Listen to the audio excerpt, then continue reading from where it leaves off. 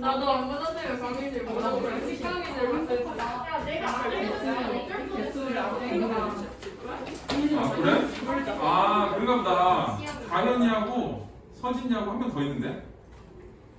너 못 받았냐? 나랑 못 아니라. 수인이도 못 받은 거 아니야? 맞아. 니네 저번에 그 저기 내가 시간 물어본 사람들은 깜빡하고 안 보낸다. 아닌데 다 나중에 보내면 다 보냈는데? 진짜? 받았어요. 보냈는데도 잘못 찾아서 시간밖에 안 돼. 정말? 시간으로 헷갈려 들어가요. 아 그러네. 미안해. 미안해. 다음부터 다 보낼게요. 자, 우리 218쪽 보세요. 자, 218.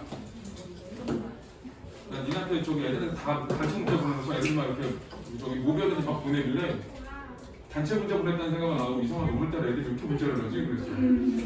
집에 갈 때 알았어. 아 내가 문자를 단체 문자를 보냈구나. 그러고. 정신이 좀 없어. 자 여기 농무는 요거는 이제 그 농악할 때 추는 춤이 농무거든. 그래서 이제 의미는 그거고.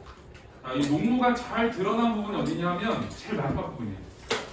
그 밑에서 두 번째 줄부터 마지막 줄 있지? 한 다리를 들고 날다리를 굴거나 고개 드세라고 어깨를 흔들거나 그게 이제 농무 추는 모습이야. 그래서 그 부분의 의미를 좀 생각을 해놔야 돼.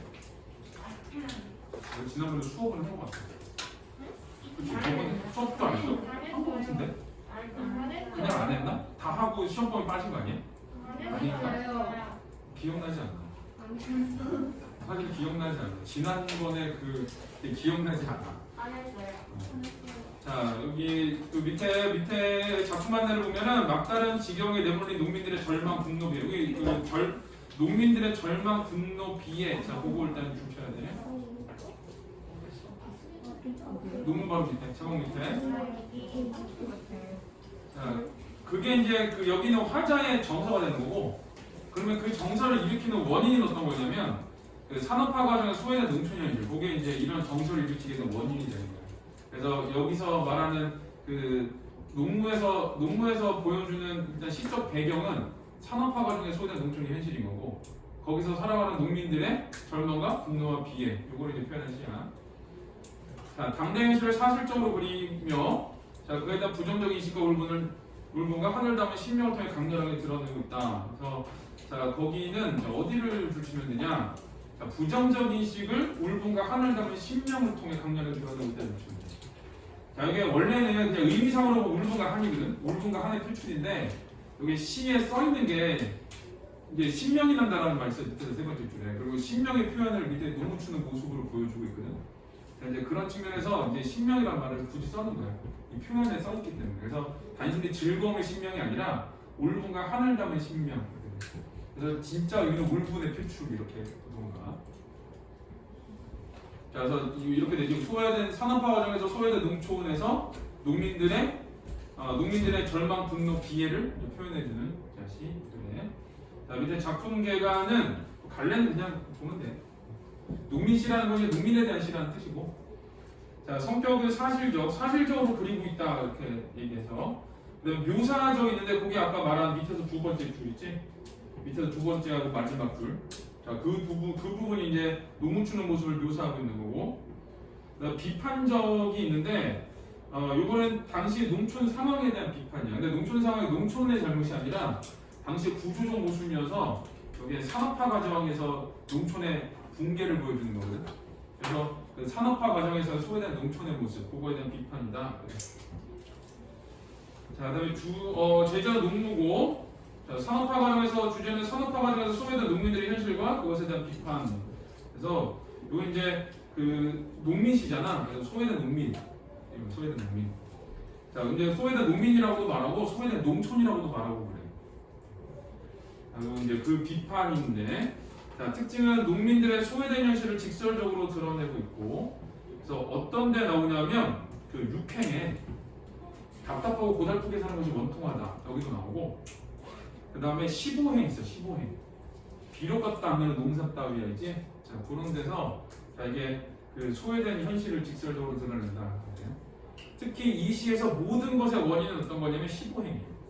기부예요.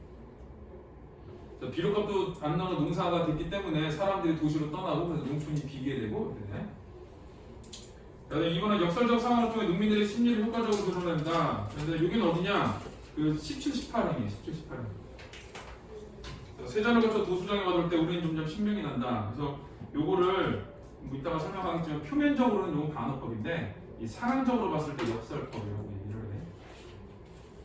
자, 3번은 홍명희 소설 임꺽정에 나오는 인물들 꺽정이하고 서림이 이 사람들을 끌어들이고 있고, 자, 쉬운 일상어로 사용한 내용을 이해하기 쉬우면서 요거는 이제 쉬운 일상어 사용 정도는 좀 쉬운 거예요.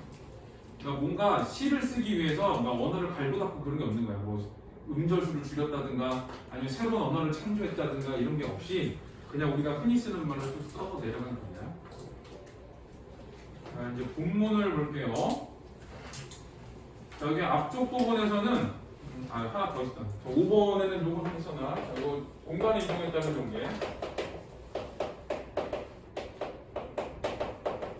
공간의 이동에 따른 전개라서 자, 여기 그 시에는 네모쳐져 있거든. 운동장, 그 다음에 소주집, 장거리, 그 다음에 도수장 이렇게. 자, 그 각각의 장소에서 어떤 정서를 갖는지를 기억해놔야 돼.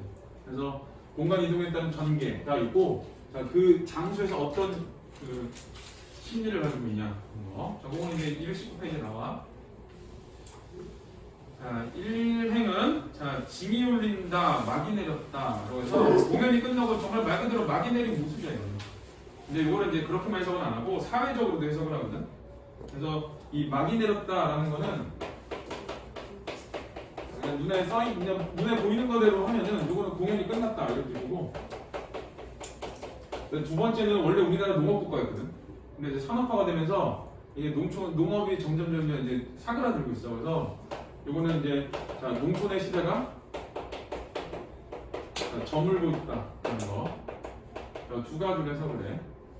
그래서 여기 그 6행까지 정도에서 5행까지 정도에서 이제 이런 걸 할 건데, 자, 이게 그 눈에 보이는 표현적인 그냥 표현된 그대로의 의미하고 그 다음에 사회적 의미하고 같이 기억을 해야 돼. 자, 그 다음에 오동나무에 전등이 메어달린 가설 무대, 구경꾼이 돌아가고 난 텅 빈 운동장. 그래서 막이 내렸으니까 관객들이 다 떠나버린 거지. 그래서 이제 텅 빈 운동장이라고 그러면, 자, 이거는 이제 첫 번째는 공연이 끝났기 때문에 관객이 돌아간 거고, 자, 관객이 돌아가는 상황을 보여주고, 자, 두 번째는 이제 이 농촌의 시대가 저물었어. 그래서 산업화가 되면서 사람들이 이제 농촌을 떠나기 시작하는 거예요. 그래서 이거는 인홍현상 때문에 도시로 떠나버렸어. 그것 때문에 생기는 이 뭐라 그러면 이 농촌의 공동화라고 그러거든. 공동화가 뭐냐면은 이 텅 비어간다 이런 뜻이야. 그래서 이 텅 빈 운동장은 사회적으로 봤을 때는 이 농촌이 비어 있는 모습 그리고 그래서 자, 여기까지는 운동장이거든. 막이 내리고 그 다음에 가설 무대에 이제 막이 내렸고 그 다음에 구경꾼이 돌아간 텅 빈 운동장이 있다. 그리고 자, 우리는 이게 우리가 있는데 우리로 화자를 설정하는 원래 나로 설정하거든. 근데 우리로 설정하는 이유는 공동체의 문제이기 때문에 그래요. 그래서 화자를 공동체, 농촌에 사는 농민들 모두를 다 아우르는 거라서 저 밑에 써있지. 1인칭 복수로 지칭하는데 그거는 공동체의 문제다라는 걸 보여주는 거예요. 농민 전체의 모습이다. 자, 우리는 분열진 얼굴로, 부는 그냥 첫 번째 보면은 공연을 한 거니까 이제 분장이지, 분장.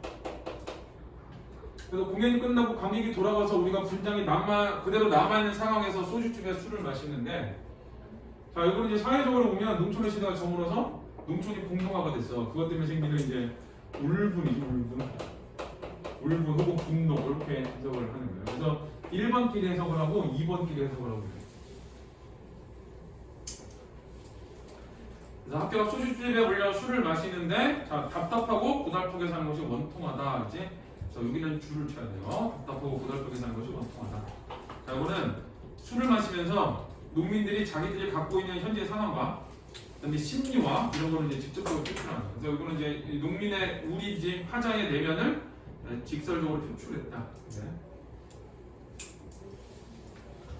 여기서는 이제 공간이 두 군데가 나오는데, 자, 첫 번째는 운동장이 있지. 자, 운동장은 자, 이거는 텅 비었잖아. 그래서 이 공허함, 텅 비었으니까. 그 다음에 아무도 없으니까 허탈감. 자, 이런 심리를 보여주고, 그 다음에 소주집을 가진, 그러니까 분장이 얼룩진 얼굴 혹은 이제 분노가 가득한 얼굴로 소주집에 가는데 거기서 느끼는 것, 이 화자가 직접 얘기해. 답답하고 고달프게 사는 것이 원통하다. 그래서 자, 이 답답함과 원통함, 이런 정서를 드러내는 거야. 이건 이제 직설적으로 표현하고 있지. 직설적 표현.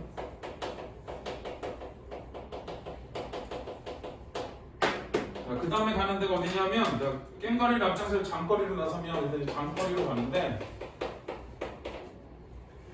자, 여기는 꽹과리를 앞장서 장거리로 나서면 이제 농악대를 끌고 막 가. 농악대를 끌고 뒤에서 이제 젊은 사람들이나 이런 사람들이 뒤따라와서 같이 놀아야 되거든. 근데 여기서는 그러지가 않고 따라붙어 악을 쓰는 건 쪼무레기들 뿐. 원래 뒤에서 일하는 사람들이 뒤에 따라다니면서 함께 즐기고 해야 돼. 근데 그런 함께 일할 만한 사람들이 없다라는 걸 보여주는 거예요. 그래서 이 장거리에서는 결국 농촌의 공동화, 농촌이 텅 비었다, 일할 사람이 없다 이런 거를 보여줘. 그래서 거기서 느끼는 거는 일할 사람이 없으니까 뭐 체념도 있고, 근데 농촌이 끝났다라는 거지. 아, 농촌은 끝났구나라고 하면서 체념도. 그 다음에 농촌이 이렇게 되는 거에 대한 물분 그런 거. 그 다음에 이제 이 자료가 있는데, 우리가 이렇게 사는 거지 뭐 이런 거를 보여주는 거예요. 그래서 여기서 장거리는 결국은 어떤 거를 보여주냐? 장거리가 보여주는 거는 농촌에 일할 사람들이 없다는 거, 이거를 보여줘. 농촌에 일할 사람이 없다. 자, 그래서 이 일할 사람이 없는 이유는 결국은 산업화 때문에 이농 현상이 생겼기 때문에 그래. 산업화로 인한 이농.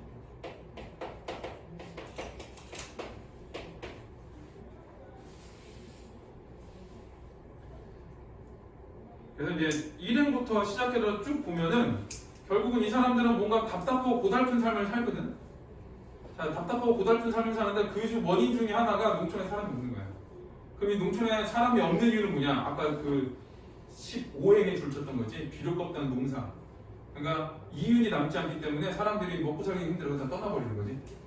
그래서 이제 가장 큰 원인은 거기 있는 거고, 자, 그 중에 하나는 이제 비료값도 안 나오는 농사기 때문에 농촌에 일할 사람 다 떠나버리기 때문에 이 농악대가 같이 가도 따라붙는 애들은 쪼물레기들밖에 없는 거예요. 그래서 농촌이 비어있다라는 걸 보여줘요. 자, 그 다음에 처녀 애들은 기름진 담벽에 붙어서서 철없이 킬킬이 되는구나 라고 해서 원래 따라다니면서 함께 즐거워하고 해야 되거든. 근데 따라다니는 사람들은 쪼물레기들밖에 없고, 그 다음에 처녀 애들은 따라다니지 않고 킬킬거린다는 거, 이건 약간 비웃음이야. 그래서 그래서 이제 냉담한 반응이라고 하는 거고, 여기서도 자조를 느끼는 이유가 그냥 처녀애들 웃고 있는데 그 웃는 소리를 그냥 킬킬댄다라고 스스로 느끼고 있는 거예요. 쟤들이 우리를 비웃나? 라고 하면서. 그래서 7, 8, 90까지는 장거리에 농악을 하러 나가는데 확인하는 게 뭐냐? 농촌이 텅 비었구나. 이거를 이제 확인을 하게 되는 거지. 자, 그 다음에 11행은 자, 보름달은 밝아 어떤 녀석은 꺽정이처럼 울부짖고 또 어떤 녀석은 서림이처럼 해야 되지만, 이게 그 꺽정이는 저항했던 사람이지. 그리고 원래는 서림이는 그 저항하다가 수능했던 사람이거든. 근데 학교에서 꺽정이 서림 전부 다 저항으로 가르쳐줬대. 그래서 이 책만 요 교과서 있지? 요 교과서만 지금 꺽정이 서림이를 저항하는 인물로 써놓은 거야. 근데 이제 학교에서 가르친 대로 해 그러면. 자, 꺽정이하고 서림이는 보름달과 어떤 녀석은 꺽정이처럼 저항하고, 그다음에 서림이처럼 저항하고 이렇게 해석을 했대. 그러니까 누군가는 저항하지만 산구석에 처박혀 발버둥친들 무엇하래서 저항해봤자 소용없다. 이거 서리법이거든. 그러니까 그 꺽정이하고 서림이를 저항의 인물로 보면은, 자, 그 꺽정이처럼 서림이처럼 저항하듯이 발버둥 쳐봐도 소용없다. 자, 이유는 뭐냐? 자, 비료가 없다는 농사 따위냐 때문에. 그러니까 농사를 지어도 이익이 남지 않아. 자, 그러니까 아무리 저항을 해봤자 발버둥 쳐봤자 아무 소용이 없는 거야. 그러니까 사람들이 다 떠나게 되는 거지. 그래서 이 비료값도 안 드는 농사 따위, 자, 그거는 이 농촌의 구조적 모순을 보여줘요. 농촌의 구조적 모순. 자, 이거고, 요거는 이제 조금 더 확대를 하면은, 자, 산업화 시대에 농촌 소외가 된다. 농촌 소외. 그러니까 농업을 이제 그 유지하고 키우기 위해서 이제 국가의 보조금도 있고 이래야 되거든. 근데 그런 게 전혀 없는 상황이야. 그러니까 나라 자체 정책 자체에서 농촌을 소외시켜 버렸기 때문에 이 사람들이 손해본 그대로 이제 그 농사를 지을 수밖에 없는 거고 그대로 농사를 짓다 보니까 이제 그 사람들이 떠나가게 되는 거고 그런 상황이야. 그래서 기를 법도 안 나는 농사 따위야 아예 여편네에다 맡겨두고 자 세전을 거쳐 소를 파는 거 그 다음에 도수장 앞에 와둘 때는 도수장이거든. 그 다음에는 도수장. 자 여기에 와둘 때 우리는 점점 신명이 난다.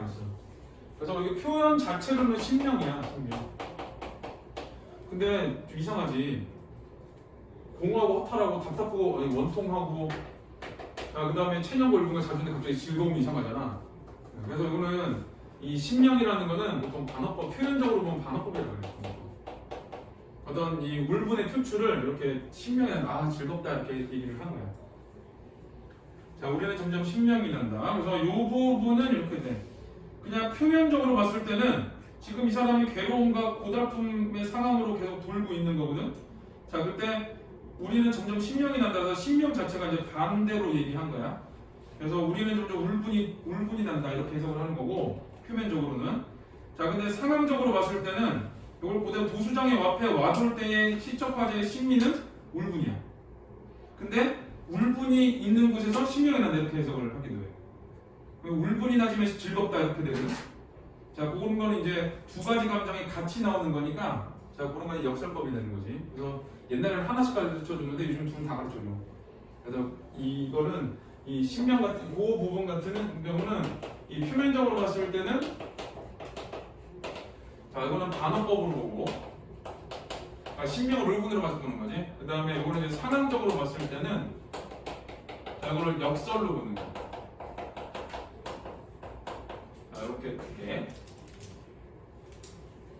그래서 이제 여기 조금 애매하기 때문에 애매한 부분이 있어서 요거를 예를 들어 뭐 역설법을 찾아라, 반어법을 찾아라 이런 식으로 문제를 잘 안 내. 이런 건 잘 안 내고 자, 여기서 요때의 어떤 시적 화제의 상황이 어떤가를 얘기를 해요. 그래서 이제 뭐 신명이 난다라고 해서 정말 즐거울 수도 있는데 그 즐거움 안에 들어있는 게 뭐냐 울분이다라는 걸 얘기하는 거지. 울분과 한이다. 그래서 여기서도 자, 신명이라는 게 울분과 한을 포함한 신명 이렇게 되는 거지. 자 그리고 한 다리를 들고 날라리를 긁거나 고개 치들어 어깨를 흔들거나 라고 해서 자 그 신명이라는 거의 표현이거든. 신명이라는 걸 이제 이렇게 농모 추는 모습으로 표현을 하는데 이 농모 추는 모습은 신명이 나기는 하지만 결국은 이 신명이 반어법이잖아. 자 농모 추는 모습에서는 자 이거는 자 이 울분의 표출을 한다. 혹은 뭐 신명의 표출이라고 하는데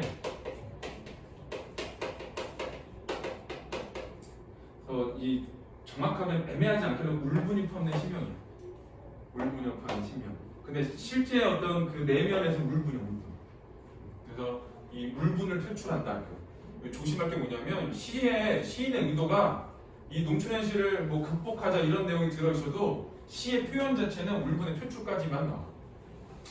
그러니까 시인의 의도는 이거 읽고 이거를 극복해야 된다는 걸 스스로 생각하라고 한 게 의도야. 그래서 시에서는 그런 걸 안 쓰고 그냥 울분의 표출까지만 딱 쓰고 끝내버린 거야. 근데 이제 문제를 보면 시인의 의도 자체는 울분의 표출이냐 거기서 끝나는 게 아니라 이걸 읽은 사람들이 이런 현실이 있으니까 이거를 이겨내야 된다라는 거를 생각하게끔 만들고 싶은 거야. 뒤에 나올 거야. 그래서 요 시는 이제 이렇게 돼. 이 시를 쓴 가장 큰 이유는 뭐냐? 비를 껍다는 동사 땀이야. 자 이거고 그렇기 때문에 뭐냐? 답답하고 고달프게 사는 것이 원통하지. 그래서 그게 다 떠나는 거야. 그래서 농촌이 공동화가 된다. 그래서 시의 흐름은 그래. 근데 그거를 순서를 바꿔서 놓은 거고. 자, 그래서 이 농무라는 거는 결국은 이 산업화 시대에 농촌이 소외됐기 때문에 거기서 느끼는 농민들의 그 어떤 고달픔과 원통함, 그 다음에 울분, 이런 거를 표출한 시. 네. 자, 219페이지를 보면은 자, 공간 이동에 따른 시상 전개가 있는데 되게 중요해요.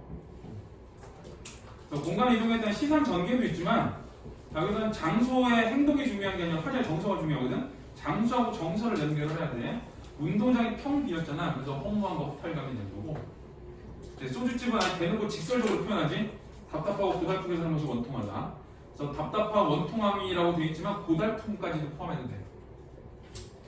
자, 그 다음에 장거리에 나가서는 이제 장거리에 나가서는 이제 농촌이 텅 비었다는 걸 눈으로 확인하는 공간이거든.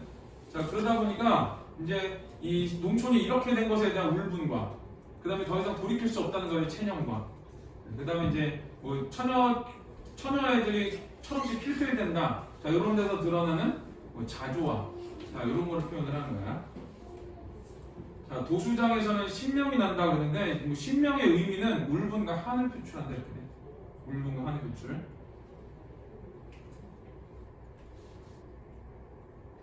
자, 그래서 이제 공간 이동에 따라서 화재의 정서가 어떻게 변하는가 이렇게 되는데 자, 결국은 좀 더 부정적인 어떤 정서만 드러나. 자, 이 시에 나타난 농촌의 현실은 뭐 따라부터 악을 쓰는 건 쪼무레기들 뿐 그렇지? 그러니까 쪼무레기들만 있고 막상 일할 사람들은 없는 거예요. 그래서 많은 젊은이들이 대거 농촌을 떠난다고 해서 여기는 일할 사람이 없는 상황 이걸 얘기하는 거고 그다음에 비료값도 안 나는 농사는 농촌이 경제개발 정책에서 소외돼서 자, 이거는 이제 농촌의 구조적 모순이고 이 모든 시에서 모든 내용의 원인이에요. 가장 큰 원인이 되는 지점이지. 이것 때문에 농촌을 떠나게 되는 거고 답답하고 고달프게 사는 거고 그렇게 돼.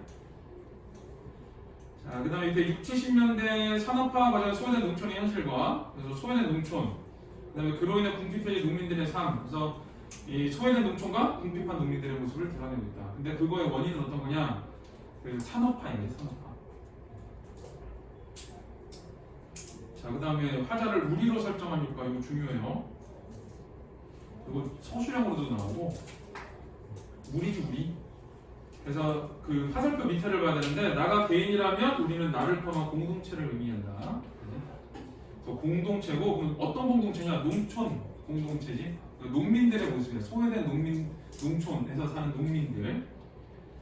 그래서 작가는 시적 과정을 우리로 설정함으로써 여기부터 줄쳐야 돼. 피폐해져간 농촌의 현실이 일단 거기까지 좋죠. 피폐해져간 농촌의 현실.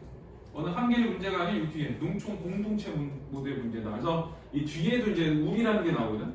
특히 민중들 시를 얘기할 때 우리가 많이 나와. 자, 그런 것들이 전부 다 어떤 거냐면 다 한 명의 생각이 아니라 모든 사람들이 똑같이 느끼고 있다는 걸 보여주는 거예요. 그래서 공동체의 문제라는 거. 자, 그다음에 밑에 이제 제목의 의미인데 논문은 자, 풍물로에 맞춰주는 춤이고 이건 어디 나오냐면은 19, 20행에 나오지. 19, 20행. 10초, 10초. 자, 그래서 환자는 눈물을 추며 점차 신명이 난다고 하는데 자, 신명은 농민들의 울분과 한을 품고 있는 거예요. 울분과 한이야. 울분과 한이고 그리고 화살표 밑에 보면 울분 표출이. 그래서 이 시는 농민들의 어떤 이 소외된 농촌에서 궁핍하게 살아가는 농민들이 울분을 표출하는 시야. 자, 거기까지 해서 끝내버린 거야, 시를. 그래서 시 자체에는 어떤 이런 현실을 극복하려는 의지라든가 아니면 저항하는 모습이라든가 그런 게 시에서는 나와 있지는 않아요. 그러니까 보호 지점을 조심해. 대신에 이제 시인은 그거를 의도를 하는 거지. 이거 읽으면 아, 농촌이 뭔가 잘못됐구나를 생각하게 만드는 거고 그 다음에 읽는 사람은 뭔가 이 농촌에서 뭔가 해결 방법이 필요하겠구나. 자, 이런 거를 생각하게끔 만드는 게 이제 그 시인의 의도가 돼. 근데 이거 누군 풀려고 안 풀려고 말이지? 누가 풀려고? 좋은데 이거? 가민이 풀려네? 자, 이거 219페이지 한번 풀어보세요.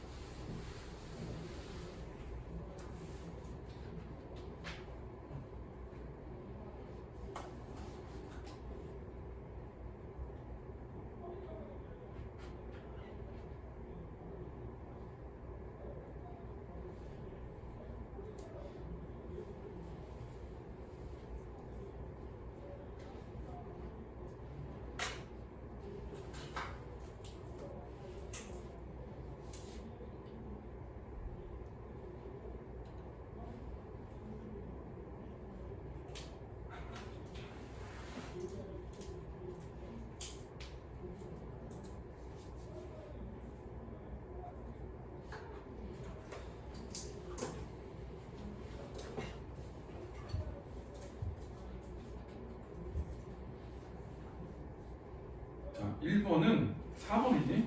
시간을 거꾸로 하진 않아. 자, 그럼 2번도 여기서 A에서 술 마시면서 울분을 표출하는 거지 5번처럼 흥치를 더욱 돋는다 이거 아니지? 이런 대신 안 나와. 봐도 답이 눈에 보여. 답에 미주가 있잖아 이거. 자, 그 다음에 여기서 2번에서는 3번을 봐. 3번. 자기 얼굴이랑 분장의 의미도 되고 사회적으로 봤을 때 분노의 의미도 되는 거야. 자, 농촌의 산화와 연결되어 봤을 때. 그래서 아까 2번 해석이지. 송빈운동장은 비어버린 농촌이고 농촌의 공동화를 보여주고 그 다음에 그 분이 얼룩진해서 분은 울분을 표현하고 이런 거지. 자, 그런 맥락으로 읽을 때. 자, 그다음에 3번은 농무가 지닌 기능인데 뭐 보기 안 읽어도 돼. 그래서 울분을 표출하는 의미지. 뭐 한과 울분을 표출하는 의미다. 이렇게 쓰면 돼. 주관이 서술형 쓸 때 문장으로 서술하시고 그러려면 다로 끝내야 돼. 다. 울분 이렇게 예를 들어 한과 울분을 표현할 기능 이렇게 쓰잖아. 그럼 문장이 아니라서 틀리면 돼. 자, 220페이지를 보세요. 자, 시상정계 과정, 공간의 종했잖아. 시의 시상정계 과정인데, 자, 운동장 공연이 끝났지. 그래서 운동장에서 느끼는 거는 공허함, 허탈감 그런 거. 그다음에 소주집에서는 거기 써있지 원통함. 그다음에 장거리에서는 막상 나가봤더니 진짜 아무도 없어. 그래서 이제 느끼는 분노와 자포자기와 체념과 그다음에 자조와 이런 게 느껴지는 거예요. 그래서 분노와 자포자기지 결국은. 자, 우리 농촌이 이렇게 됐다니 이런 거야 되는 거야. 도수장에서는 자, 눈물을 추며 울분과 하늘풍권이 울분과 하늘풍권이 신명. 그래서 이거는 이제 세트로 이렇게 해야 돼. 울분과 하늘풍권이 신명 이렇게 해야 돼. 그 진짜 화자의 화자는 우리지. 그 우리의 의도는 뭐냐? 울분의 표출 이렇게 보는 거야. 자, 2번은 자, 이 시를 강대 시대상황과 관련지어 이해해보자. 그래서 1960, 70년대 자본주의가 발전하면서 진행된 산업화와 도시화는 사회 계급 구조를 바꾸었다. 60년대 전체 인구 가운데 58.3%를 차지하던 농민은 미국에서 들은 엄청난 양의 이견 농산물과 저고가 정책으로 생계비조차 마련하기 어렵다. 그러니까 생계비조차 마련하기 어려운 거잖아. 그러니까 그거는 그 1번이거든. 시에서 찾으라 그러면 비료값 없다는 농사 땅이야. 아무리 지어봤자 안 팔려. 그 저기 미국산 쌀이 있어. 칼로스라고. 그 얘네들 엄청 맛있었대.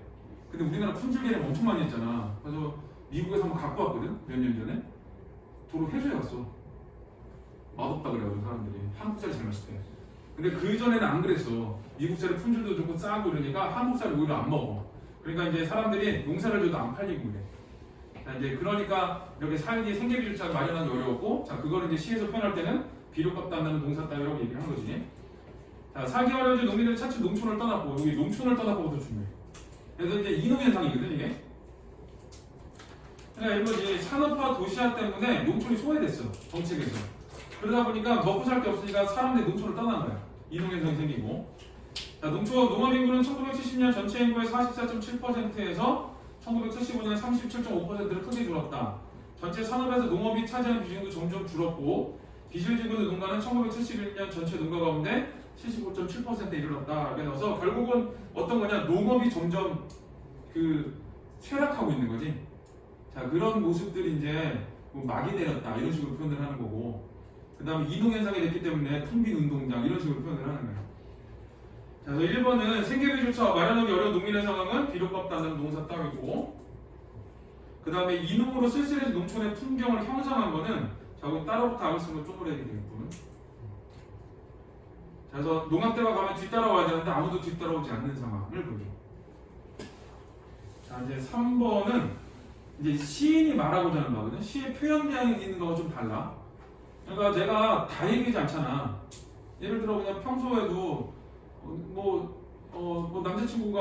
남자친구가 막 얘기할 때 너는 참 뭐뭐뭐해 그러는데 너를 좋아해 사랑해 이런 말을 안 해도 그냥 어떤 그 주변 상황으로 그런 얘기로 대신할 수 있는 거거든. 아니면 이제 헤어질 때 그렇게 하지. 나는 누가 내 혼자 씹는 거 정말 싫어. 뭐 예를 들면 이렇게 얘기해서 그 안에 들어있는 건 뭐야? 너랑 헤어질 거야. 이런 식으로 얘기도 하는데 이제 여기 그런 거야. 그래서 시인이 표현한 거가 있고, 그 다음에 그 표현한 걸 통해서 시인이 말하고자 하는 바가 있고 그래. 자, 이거 밑에 보면 농민들의 분노와 절망성에 몰아넣는 여기 소외된 농촌현실 개선 이거야. 그러니까 시에서는 표출까지만 나오고 울분의 표출까지만 농촌의 어떤 궁핍한 모습과 그다음에 울분의 표출까지만 나오는데 이렇게 농촌의 현실이 이러니까 이런 현실을 개선해야 되지 않을까? 라고 생각하게끔 만드는 거야 독자가. 자 그다음에 조선사회 불평등 구조에 맞서 싸우던 임꺽정과 서름을 끌어들인 걸 보면 자 시는 적극적으로 현실에 저항해서 이런 현실을 타파해야 한다고 말하는 것 같아. 여기 시에서는 뭐 꺽정이가 어떻든 서린이가 어떻든 발버둥 쳐봐도 소용없다라고 표현을 하잖아. 그치? 근데 그러니까 시를 자체를 보면은 적극적으로 싸워라 이런 게 안 나오는 것 같아. 그래가지고 소용없다가 나와. 근데 이제 시인의 의도는 그런 사람들을 통해서 혹시 저항하라는 말을 하고 싶은 건 아닐까? 이렇게 이제 시인의 의도를 추측하는 거예요. 시인이 진짜 이런 의도로 써내지는 몰라. 그냥 추측을 하는 거예요. 그래서 시에서 써있는 거 이상으로 한번 생각을 해보는 거예요. 그래서 시인이 말하고자 하는 건 농촌 현실을 개선해야 된다. 그 다음에 적극적으로 현실에 저항하게 된다. 이런 거를 말하고 싶었을 거야. 대신에 이런 게 어때? 시에는 표현이 안 돼 있는 거지. 그 표현이 안 된 거를 이제 더 생각을 해서 시인의 생각을 한번 추측해 보는 거야. 그래서 이거 오해하면 안 되는 게 시인이 의도를 이렇게 썼다고 해서 시에 표현됐다고 생각하면 안 돼. 그래서 의도만 그리는 거야. 그래서 시에 표현되어 있다고는 틀려. 그러면 시에 표현되어 있다고는 틀리고 시인이 이렇게 쓴 의도가 이거다. 이렇게 생각을 해야 돼. 자, 그 다음에 221페이지를 했다더라고. 전문가의 사불식구를. 자, 일단은 요거는 두 개를 비교해보면 자, 공통점이 있어. 자, 공통점은 자, 첫 번째는 산업화 시대야. 산업화 시대.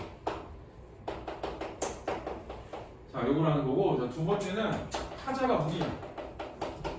타자가 무기. 근데 이제 차이가 있어. 이제 차이점을 보면, 자, 차이점에서 일단 물이라는 게 어떠냐? 자, 이 농무는 농민들이야, 농민들. 근데 이 전문강의 사불식구는 자, 이거는 이제 농민들이 아니라 도시 하층 노동자.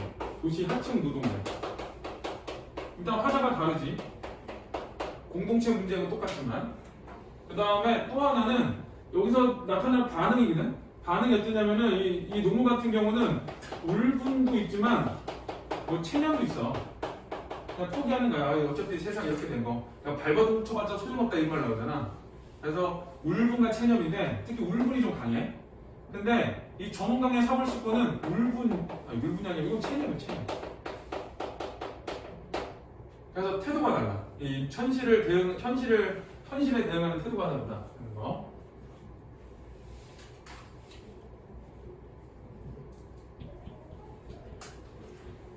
그래서 공통점과 차이점 중심으로 이제 읽으면 되는 거고, 어차피 이거는 그 문단원이 아니니까.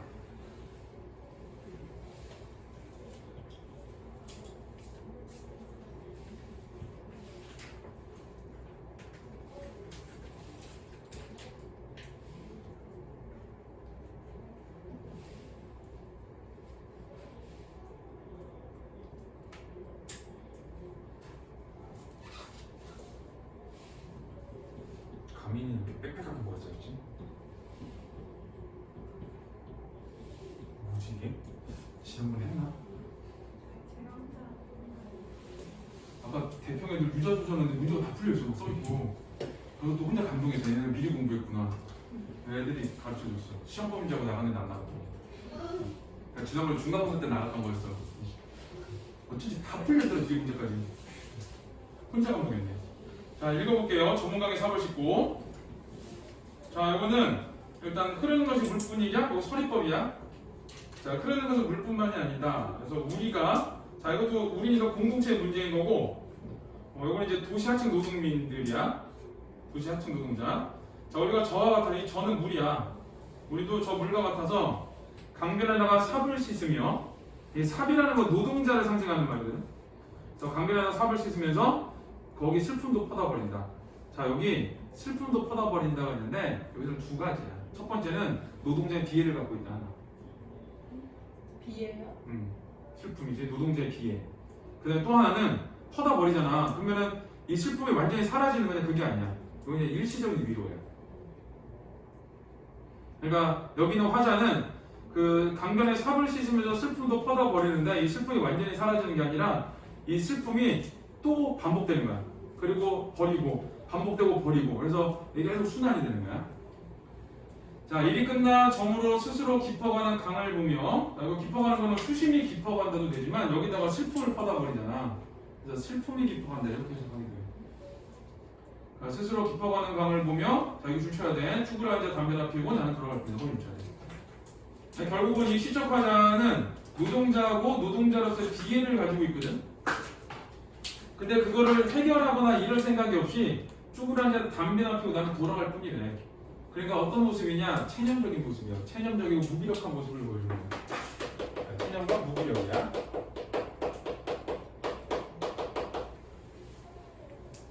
자, 요게 이제 이 사람들의 어떤 반응이라고 했지? 반응. 자, 그 다음에 삽자루에 맡긴 한 생애가 노동자의 삶이 이렇게 저물고 저물어서 색감바닥 썩은 물에 발이 뜨는구나. 그래서 뭐 색감바닥 썩은 밑에서는 오염된 자연이라고 돼 있고 그런데 여기서 색감바닥 썩은 물이라는 거는 그 위에 의미하고 비교해 보면은 이 강에다가 내가 뭐래서 계속 슬픔을 퍼다버렸잖아. 슬픔을 퍼다버린 거고 근데 거기서 달이 뜬다라는 거는 여기서 달의 어떤 밝음의 이미지를 보는 게 아니라 달이 떴다 졌다 한다 이걸 보는 거야. 그러니까 결국 어떤 거를 보여주냐 색감바닥 썩은 물에 달이 뜨는구나라는 얘기는 이 노동자의 어떤 비애의 삶이 계속 반복된다는 걸 보여주는 거야. 그래서 자, 그 부분은 해석은 이렇게 해야 돼.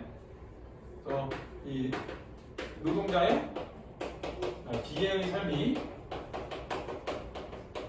반복된다는 걸 보여주는 거야. 네, 이게 가끔 어떤 사람들이 달이 밝음의 이미지를 봐가지고 이렇게 힘겨운 삶에서도 희망을 바라본다 이렇게 해석한 사람들이 있었거든. 꽤 많이. 근데 이제 이게 그러면 흐름이 안 맞아. 흐름이 안 맞아. 다 체념하고 그래서 갑자기 힘하고 다시 체념을 이렇게 돼버려.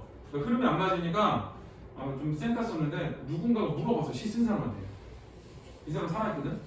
그래서 어떤 학원 강사 옛날에 비타이드라고 있었는데 거기 학원 강사가 브이로그 찍으면서 이 정희성 시인을 만나서 물어봤어. 해석을 일반적으로는 이렇게 하는데 이 비의 삶이 순환된다고 해석을 하는데 누군가는 이 달을 희망으로 보기도 한다. 그래서 쓴 입장에서 뭐라고 생각하냐 그랬더니 그 시 쓴 사람이 되게 간단하게 얘기했어. 둘 다. 자기가 생각하고 얘기를 한참 들어보더니 자기 생각에 그 말도 하고 그 말이 맞는 것 같아. 그러니까 그거야. 그러니까 계속 체념하고 만약에 그런 비의 삶이 반복되고 체념하고 보면은 시의 흐름이 딱 맞지. 그럼 시의 흐름이 딱 맞는데 달을 만약에 희망으로 본다고 해도 체념에 희망은 품을 수 있잖아. 그지? 그리고 다시 체념해. 이런 식으로 또 봐도 되지 않을까라고 시 쓴 사람이 그랬으니까 뭐 틀린 말이라고 할 수가 없어. 근데 일반적으로 시험에 나올 때는 노동자의 비의 삶이 반복된다 이렇게 해서 그래. 그래야지 시의 흐름이 맞아. 자, 그 다음에 우리가 저와 같아서 흐르는 물에 삽을 씻고 자, 여기 줄 쳐야 돼요. 먹을 것 없는 사람들의 마을로 다시어도 돌아가야 한다. 그래서 여기 떴던 건 결국 체념이지. 체념과 무기력. 그래서 이 시는 크게 보면은 노동자의 비애의 삶이 있어. 자, 이게 반복되고 있는데 요거에 대한 체념과 무기력을 보여준다. 그래서 뭐 울분을 드러낸다거나 아니면은 뭐 의지가 드러난다거나 그런 게 전혀 없어. 그냥 체념이지. 이 시는. 그래서 이 차이점이 여기서는 농민들의 울분과 체념을 보여주는데 울분이 중심이거든. 표출을 하고. 근데 전문가의 삽을 씻고는 하층 노동자들의 어떤 체념의 모습, 체념의 삶 이런 거를 보여준다. 이렇게. 자, 1번 밑에 보면은 두시의 화자가 처한 상황을 비교해보자 되는데 자, 농무의 화자는 비료값도 안 나는 농사를 짓다가 여기 울분에 차서 농무를 추해주잖아요. 그러니까 기본적으로 농무는 울분이야. 자, 그 다음에 전문가의 삽을 씻고는 화자는 도시에서 하루 일을 끝낸 뒤 삽을 씻고 여기 체념이에요, 체념. 그래서 농무는 기본적으로 울분이 강하고 그 다음에 전문가의 삽을 씻고는 체념이고 그래? 자, 이번엔 두시의 화자가 나가 아니라 우리라고 지칭한 까닭은 자, 오늘 뭐 똑같아요. 도시 공동체 문제이기 때문에 농민 또는 도시 노동자 어느 한 사람이 현실을 문제 삼는 것이 아니라 당대 한국 사회 농민 전체 또는 도시 노동자 전체 현실. 그래서 이거는 농민 전체 또는 도시 노동자 전체 현실. 그러니까 결국 뭐냐 공동체 문제다라는 걸 보여줍니다. 근데 이런 거는 우리라고 나온 거는 다 똑같아. 같은 생각을 가지고 같은 상황에 처해 있는 모든 사람을 얘기할 때 우리 이렇게 얘기를 해. 그 다음에 3번은 주시에서 부정적 현실에 대한 화자의 여기 정서태도거든. 정서태도. 그래서 농무는 일단 기본적으로 울분이라고 그랬지. 자, 너 부정적 현실에 체념하면서도 분노해. 어쩔 수 없어. 사회 구조가 그렇기 때문에 어쩔 수 없지만 발버둥 쳐봤자 소용없는 걸 알아. 그럼에도 불구하고 울분을 표출을 하지. 그래서 체념과 분노, 뭐 체념과 울분 이렇게 되는데 전문가의 삽을 씹고 어떠냐? 없어 그런 게. 울분 이런 거 없어. 그냥 체념이야. 그래서 둘째 두 군데지. 담배나 피우고 돌아갈 뿐이다. 먹을 것 없는 사람들의 말은 다시 어두워 돌아가야 한다. 해서 결국은 순응하고 무기력하게 현실을 받아들이는 거야. 그래서 이제 차이점, 두 개의 차이점은 그거야. 자, 그 다음에 뒤에 222페이지를 보면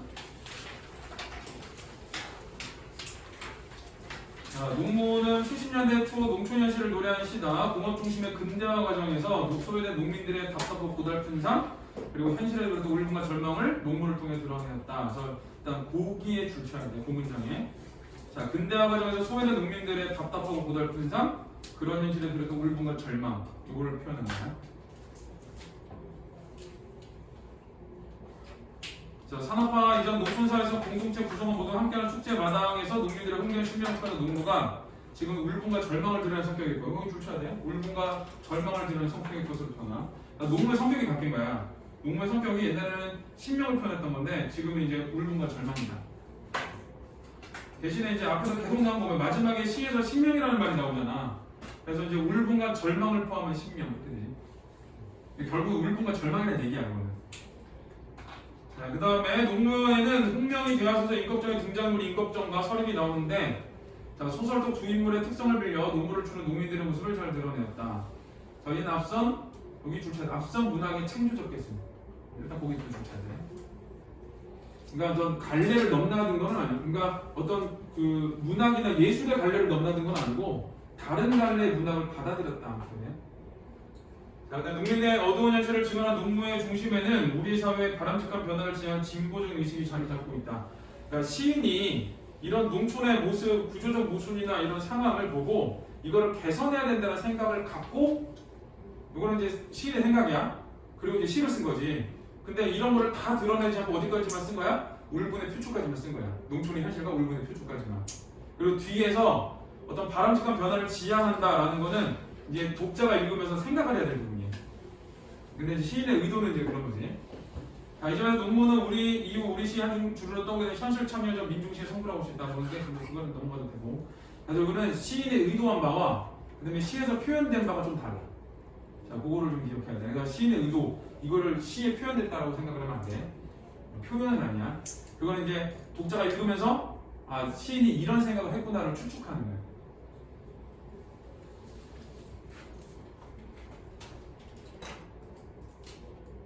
이런 거지. 자꾸 어떤 남자가 자꾸 문자 보내. 그러면 여자애들이 제일 많이 보내는 문자가 이거지. 네가 연락하는 거 부담스럽고 불편해. 그렇잖아. 한 번씩 다 보내봤잖아. 그치 강민아?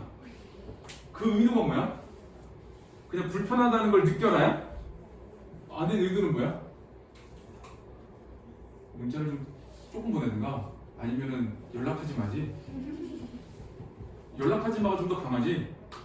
그래서 그런 걸 드러내지 않잖아. 그러니까 나 네 문자가 너무 불편하고 부담스러워. 여기까지만 하면은 추측하는 거지. 연락하지 마 이거를. 이거 서진이 잠깐 눈 뜨고 잠깐. 너보다 에어컨 17도로 틀어. 잠가야지. 자 이제 그런 거라고 보면 돼. 그러니까 표현한 거하고 내가 생각하는 거하고 의도한 거가 다른 거야. 자 그다음에 이제 223을 보세요. 자, 그럼 위에 아까 했던 거니까 뭐 성격은 사실적, 묘사적, 비판적이고 특히 비판적 중에 비판적.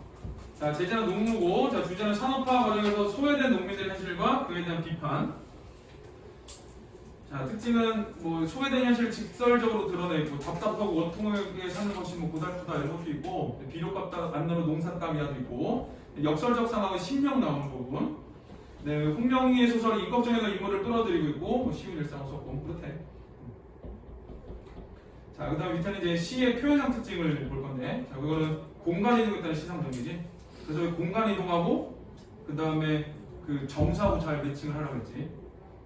그래서 운동장에서는 허탈감, 공허함, 소주집에서는 원통함, 고달픔, 뭐, 그 다음에 답답함, 그 다음에 장거리에서는 이제 울분과 자조와 체념, 도수장에서는 신명 이런 게 있어. 신명 후 울분이라고 하지. 자, 그런 것들이 같이 기억을 해야 돼. 그 다음에 감정의 직설적 표현이 있는데, 자, 답답하고 고달프게서는 좀 원통하다. 그래서 대놓고 나오지. 답답, 고달프, 원통함 이렇게. 자, 비유적 표현은 그 지급법이야. 꺽정이처럼, 서린이처럼. 그래서 시에서 문제 나올 때 만약에 비유적 표현으로 이렇게 나오면 첫 번째 찾을 게 뭐냐면 이 직설법 찾는 거예요. 처럼 같이 듯이 양 이런 거 있는지 없는지. 문제가 거의 그쪽에서 거의 걸려서 나와. 자, 그 다음에 이 시에 관련된 당대 시대 상황과 작가의 태도는, 자, 60, 70년대에는 산업화가 됐고 농민이 소외됐어. 자, 그래서 실적상 어떻게 되냐? 그러다 보니까 농촌의 구조적 모순이 생겼어. 그래서 이 발버둥 치며 농사를 짓는다는 비료법도 안 나온다 그랬지? 그래서 비료법단을 농사 따위야 이렇게 얘기를 한 거고, 그 다음에 농민들이 대거 농촌을 떠나 도시로 하는 이동 현상이 됐어. 그러니까 농촌이 텅 빈 거야. 그래서 장거리에 나와서도 쪼무레기들만 따라본다. 그래. 밑에 보면 실적 상황에다 화재 원통화 울분 등이 표출됨으로써 여기 원통화 울분 표출, 소외된 농촌의 현실에 대한 작가의 비판적 태도가 드러난다. 그치? 그래서 이제 비판적 태도예요. 비판적 태도. 자, 그럼 이 시의 주된 정서는 1~3은 공연기의 쓸쓸한 허탈감이 있고, 4~6은 답답하고 고달픈 삶에서 원통함이 있고, 이게 쓸쓸한 허탈감은 운동장에서 느끼는 거. 그 다음에 답답한 고달픈 원통함은 소주집에서 느끼는 거. 농촌 현실에 대한 분노와 체념과 자포자기, 이거는 장거리에서 느끼는 거. 울분과 하늘 풍부는 신명 도수장에서 느끼는 거. 그렇지? 이건 이제 세트로 같이 기억해야 돼. 공간 이동에 따른 부분을. 자, 그 다음에 뒤는 이동하고.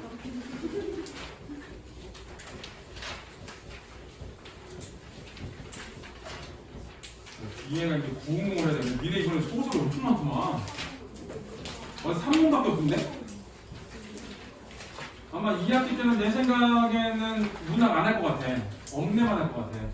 원래 엄내하고 문학하고 같이 냈는데, 그래도 이번에 보니까 작년에는 4단원을 남겨놨었거든? 근데 이번에 4단원까지 싹 따는 거 보니까 이번에는 저걸 그 2학기 때는 엄내만 할 건가 봐. 어디? 뭐 해야 돼? 엄청 자세히 했고. 그 가사 나온 거 아니야? 가사? 가사 찾는 거. 자, 우리 232를 보고 쉴게요. 자, 이제 서사 관련인데, 서사는 이제 산문 관련, 산문. 그래서 이제 신화가 있지, 신화. 그래서 예로부터 구전되어 신화 전설 민담과 같은 이야기인데, 이게 원래 신화가 아니라 설화야, 설화. 근데 왜 신화라고 왜 나오는지 모르겠어. 이 신화 전설 민담은 설화야, 설화. 원래는 설화. 근데 거기는 왜 신화가 나왔을지는 모르겠는데, 아마 그 교과서에 신화가 나와서 그런 것 같아요. 그래서 이거는 1번이 신화가 아니라 설화야 돼, 설화. 자, 신화는 아득한 태초 또는 신성시대는 신성시가 중요해요. 그리고 신적인 존재가 중요해요. 자, 근데 전설은 구체적으로 제한된 시간과 장소를 배경으로 하며 구체적인 증거물이 있는 이야기에서 구체적 이야기입니다. 그래서 증거물이 있어야 되고. 자, 이거는 이제 조심해야 될 거는 신화에도 증거물이 있거든. 자, 신화는 포괄적 증거물이라고 그래. 그래서 스케일이 좀 커. 예를 들면 세계. 성경은 세계를 만들지. 그 다음에 뭐 국가, 뭐 산맥, 그 다음에 뭐 바다, 뭐 보통 이제 신화는 이 정도야. 스케일이. 그러니까 좀 커. 그 다음에 이제 전설은 이건 구체적 증거물이라고 하거든. 구체적 증거물이라서 예를 들면 집, 뭐 바위, 뭐 이런 거, 뭐 이제 물이다 그러면 뭐 시냇가 정도, 뭐 요 정도야. 뭐 절이 나오기도 하고 그러는데 일단 구체적인 증거는 좀 사이즈가 작아, 애들은. 그다음에 이제 민담은 그런 게 없고 저 흥미주의 이야기라서 증거물은 없어. 그래서 요거 많이 헷갈려. 신화에 증거물이 있다고 하면 없는 줄 알고 생각하거든. 여기 니네가 신화가 뭐였지? 주몽 신화가 있나? 신화가 없네. 니네는 신화가 없고 전설이 있네. 뒤에 그 용수와 며느리벌이라는 전설이 있는데 거기서 보면은 그 연못하고 그냥 바위야. 그러니까 그런 거니까 좀 작지 사이즈가. 사이즈가 작은 애들은 전설의 증거물. 사이즈가 큰 얘네들은 포괄적 증거물을 해. 그래서 신화의 증거물이 없다 이런 식으로 나오거나 아니면 신화의 구체적 증거물 뭐 이렇게 교차 크로스에서 틀리게 나오는 거예요. 그래서 이거는 각각의 외워야 돼. 신화는 포괄적 증거물, 그리고 신이잖아. 신은 좀 큰 거 만들어야지. 신이 기껏해가지고 바위 하나 만들고 이러면 되겠죠. 잡신이지 그런 애들은. 자, 그다음에 서사 무가가 있는데, 자, 서사 무가는 무가잖아. 무당들의 노래라는 뜻이야. 무당의 노래. 그러니까 여기서 이제 구술할 때 무당이 구현하는 무가 가운데 서사성을 지닌 건데 서사성이 줄거리가 있는 거거든. 이거는 이제 무당들, 그러니까 특정 계층에 의해서 그 구전되는 그 서사 문학이야. 자, 신의 일생과 내륙의 주된 내용으로 본풀이라고 부르는데 참고로 수능은 안 나와요. 특정 종교라. 특정 종교는 안 나와 잘. 자, 그다음에 가전이 있는데, 자, 가전은 사물을 의인화했고, 그래서 전개 형식으로 소설 일종의 우화인데, 저거는 사물을 의인화했다가 중요해. 사물을 의인화해가지고 이게 수필 계열이거든. 그러다 보니까 이제 사람들한테 교훈을 주고 깨달음을 주기 위한 글이야. 예를 들어 공방전이라고 돈 얘기 나오는 거였는데 거기서 보면 탐욕을 조심해야 된다 이런 거 나오고, 국순전은 술을 또 부정적으로 보거든. 술 마시지 마라 뭐 이런 것도 나오고 그래. 자, 밑에는 역사적 사실의 기록이 전기와 허구적 서사인 소설 사이의 과도기적 형태라서 이건 소설은 아니야. 엄밀하게 말하면 교술 말이야. 교술 말이야. 깨달음과 교훈이 있기 때문에. 그리고 고려기에 뭐 밑에는 못했고, 자, 근데 고전 소설 있죠. 자, 일반적으로 개화기 소설이 등장한 19세기 말까지의 소설이고, 신소설은 개화기 때 쓴 소설이 개화 소설이야. 신소설이야. 자, 고전 소설이라고 하기도 하고 고소설. 고전 소설은 크게 한문 소설과 한글 소설로 나눠지는데, 한문 소설은 말 그대로 한문으로 쓴 거지. 그래서 요거는 자, 기존의 설화와 가정들을 바탕으로 중국 명나라에서 들어온 소설의 영향을 받아 발전한 거고, 최초의 소설이 김시습의 그 금오신화야. 이렇게 보면 작품을 보면 이생규장전, 그리고 만복사적북 이런 애들 있지? 걔네들이 여기에 해당해. 권선징악, 그리고 행복한 결말. 이제 권선징악과 행복한 결말은 한문 소설뿐만이 아니라 한글 소설도 똑같아. 우리나라 고전 소설의 일반적인 결말 처리 방식은 행복한 결말이야. 자, 한글 소설은 16세기 허균이진 최초의 한글 소설 홍길동전을 읽히면서부터 본격적 소설 시대가 전개되고, 그래서 이제 한글이다 보니까 이 서민들까지 밑에 독자층이 확대받은 많은 사람들이 읽어. 자, 그다음 이제 판소리계 소설이 있는데, 판소리계 소설이잖아. 이건 이제 판소리가 소설이 된 거야. 그러다 보니까 좀 판소리적 요소들이 들어가 있어. 뭐 운율이 들어있는 부분도 있고, 그다음에 너무 장황하게 열거된 부분도 있고 막 그래. 그래서 판소리 사설을 바탕으로 형성된 고전 소설인데 대표적으로 춘향전, 흥부정 이런 애들. 그래서 판소리 사설의 인물과 사건을 이어받아 소설만의 독특한 표현을 가미하고 뭐 독자의 취향에 따라 다양한 이론을 파생하기도 한다. 근데 이건 그냥 판소리가 소설된 거라고 생각하면 돼. 판소리가 소설이 됐다. 그래서 뭐 춘향전, 흥부전, 신청전, 토끼전, 뭐 백의장전 뭐 이런 애들 있고, 이게 나중에 신소설이 돼가지고 옥중화가 뭐냐면 춘향전이에요. 강상연이 신청전이에요. 그 다음에 연희각 뭐 이런 애들 나오고. 자, 그다음 개화기 소설은 이제 말 그대로 개화기 때 나온 소설인데, 자, 이거는 내용 자체가 사람들이 좀 사람들이 좀 이렇게 우매한 사람들을 좀 이렇게 일깨우기 위한 거거든요. 그래서 좀 계몽적이에요. 그러니까 좀 계몽을 해서 사람들에게 애국 정신을 좀 살리게 해주는. 자, 사건 전개 방식이나 문장, 인물 설정이 고전 소설에 비해 현실적이고 개성적이다 이렇게 나오고, 그러니까 고전 소설의 비해야. 그다음에 문체나 구성은 여전히 고전 소설이 남아 있고, 이제 현대 소설이 나와 있는데, 요거는 이제 근대 소설이라고도 하고 현대 소설이라고도 하는데, 이 근대적인 국문체로 쓰였고, 뒤가 등장인물의 개성적이고 입체적이야. 이 말이 중요해. 그러니까 성격이 변하고, 그 다음에 이제 개성적인 어떤 특정 계층을 말하지 않아. 뭐 양반 계층을 대표한다거나 뭐 이러지 않고 그냥 누군가야, 그냥 누군가.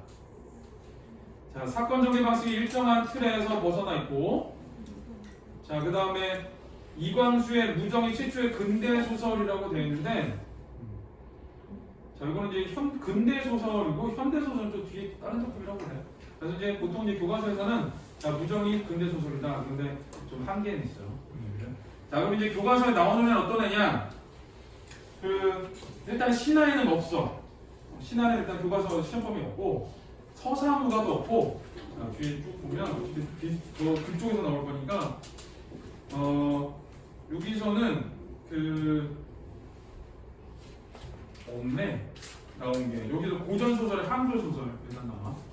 고전 소설 한글 소설 어떤 거냐면은 구모 걔가 고전의 한글 소설이고, 그다음에 이제 만세전이 현대 소설이고. 자, 이제 그 정도가 이제 교과서에 나오는 애들. 자, 우리 잘 하셨다고 구모 할게요. 어디까지 할 수 있을지 모르겠는데 최선을 다해볼게요.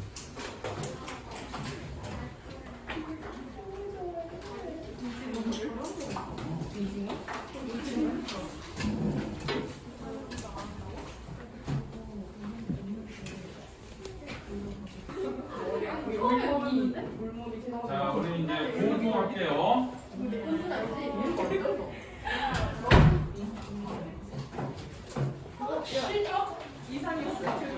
자, 뭐 234쪽을 보면 이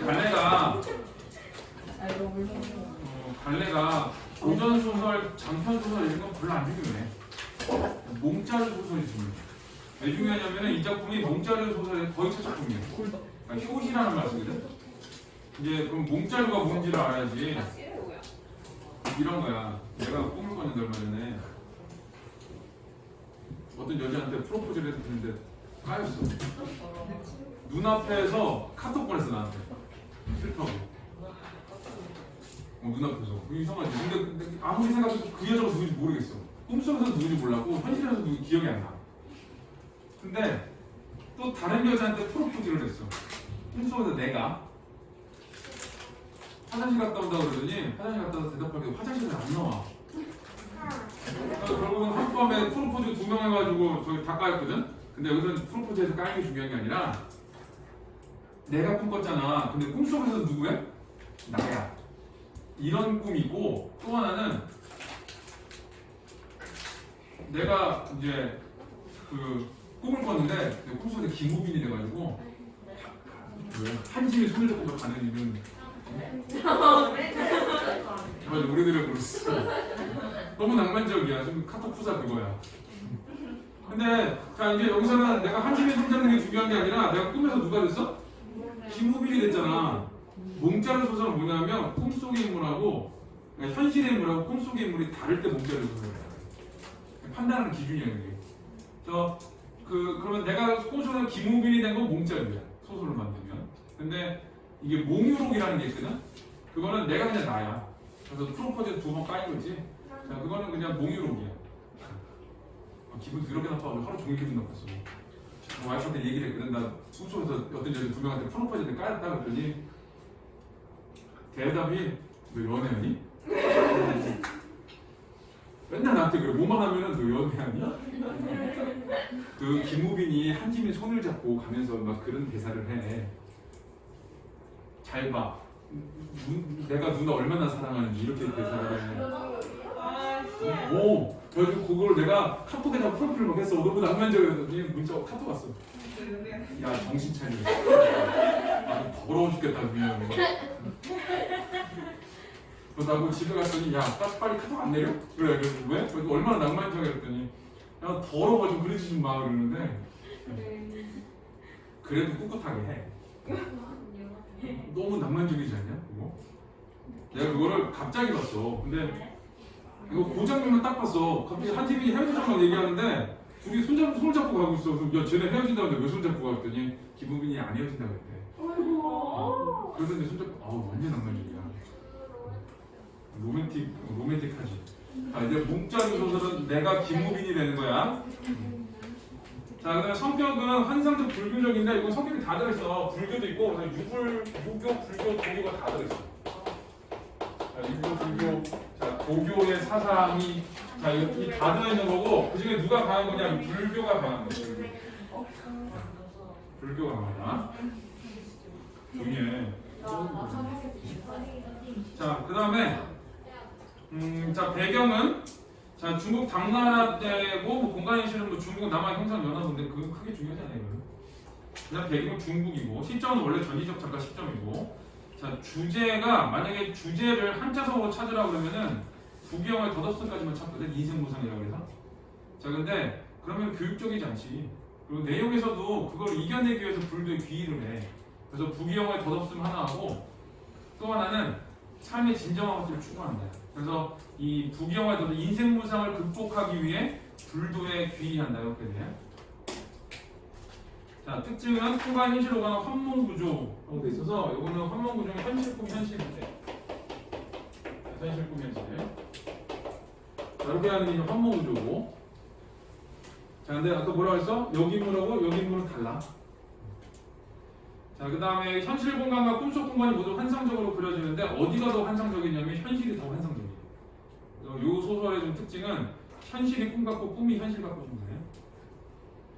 자, 그 다음에 조선시대 4대부의 입신양면의 욕망이 투영됐다. 입신양면 유기적 가치가 이렇게 들어가 있는 거고.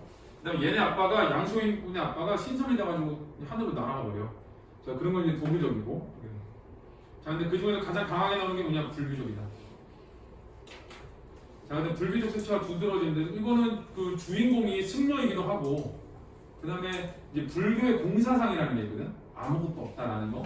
그래서 이제 그 불교의 공사상을 바탕으로 꿈속에서 부귀영화를 다 누리는데 그게 아무것도 아니라고 생각을 하는 거야. 그게 불교의 공사상을 바탕으로 하는 거야. 그리고 결국에는 나중에 부귀영화에 대한 그 부귀영화가 덧없다는 것을 깨닫고, 그다음에 불교에 귀의하는 것도 불교적 색채고. 그래서 가장 강한 건 불교적. 자, 그리고 사상으로는 두드러진 사상이 불교의 공사상이에요. 불교의 공사상. 공이 이제 빌공자 쓰거든. 빌공자. 그래서 아무것도 없다. 그런 걸 드러내는 거예요. 자, 요거는 이제 현실 꿈 현실로 이렇게 나눠져 있는데, 자, 일단은 현실 같은 경우는 성진이 주인공이야. 승려야. 그리고 요거는 그 선계라고 해요. 선계. 그러니까 부처의 세계야. 부처의 세계고. 자, 그다음에 이 꿈속은 이름이 소용이야. 소용. 이 이름에서도 성진은 이제 이게 성진의 뜻이 참되다는 뜻이거든요. 참되다, 참된 성진. 그러니까 이제 불교의 어떤 그 불교의 가치를 추구하는, 진리를 추구하는 이름인 거고, 이 소유는 잠시 놀다 이 뜻이야. 그러니까 꿈속에서 잠시 놀다. 그러니까 부귀영화도 잠시 노는 것뿐이다. 이렇게 그 무상감을 드러내기 위해서 이런 거를 좀 이름도 바꿔 쓴 거고, 그다음에 이거는 이제 현실이야. 현실이. 그래서 이쪽에서 요 현실에서 깨닫기 전에 사람이 깨닫지 못한 사람이 꿈속의 매개체를 통해서 현실에서 깨닫게 되는 거예요. 그래서 여기서는 이제 성진, 소유, 성진에서 소유에서 다시 성진으로, 선계에서 현실계에서 다시 선계로 이렇게 가는 거. 그래서 아까 얘기한 것처럼 자, 이 환상적이긴 한데 어디가 더 환상적이냐? 현실이 더 환상적이고 용궁 가고 막 이래.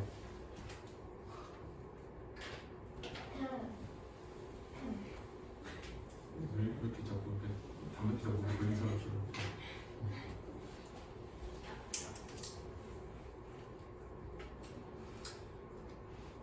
자, 우리 이제 읽어볼게요. 자, 앞부분 줄거리는, 자, 당나라 형산 연화봉에서 육관대사가 절을 짓고 부처의 가르침을 전하고 있었다. 어느 날 육관대사의 제자 성진이 이제 주인공이야.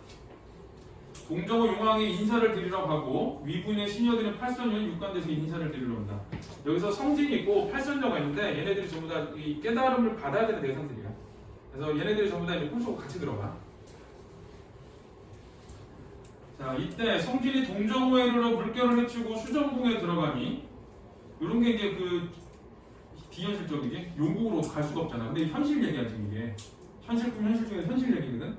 근데 얘가 용궁으로 갔으니까 이게 비현실적. 그래서 아까 그 특징에 2번 같은 경우 환상적으로 그려진 거 있지. 용궁으로 들어갔기 때문에. 자, 용왕이 크게 기뻐하며 몸속 국문 밖에 나가 맞이하였다. 성진을 상자에 앉히고 좋은 자리에, 자, 진찬을 갖춰 잔치를 열어 대접하여 용왕이 손수 잔을 들어 권하자 성진이 가로되. 지금 용왕이 승려한테 술 권했지. 승려는 술 마시면 안 된대. 그래서 술은 마음을 흐리게 하는 광약이라, 미치게 만드는 약이라 불가에서는 크게 경계하는 것이니 감히 파괴라는 거는 계율을 어기다 이런 뜻이야.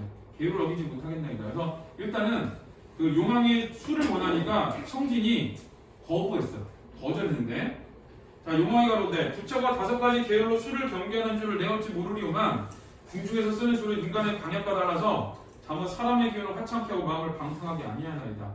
이거는 인간 세상의 술하고 달라 라고 한 거예요. 그래서 자, 그 기억에 줄쳐야 돼. 성진이 용왕이 지성으로 권하니 차마 사양치 못하고 잇따라 석잔을 기울였다. 그랬거든. 자, 이제 앞으로 이제 찾아야 될 게 어떤 거냐. 이쪽 페이지에서는 자, 성진이 불도를 어기는 게 나와.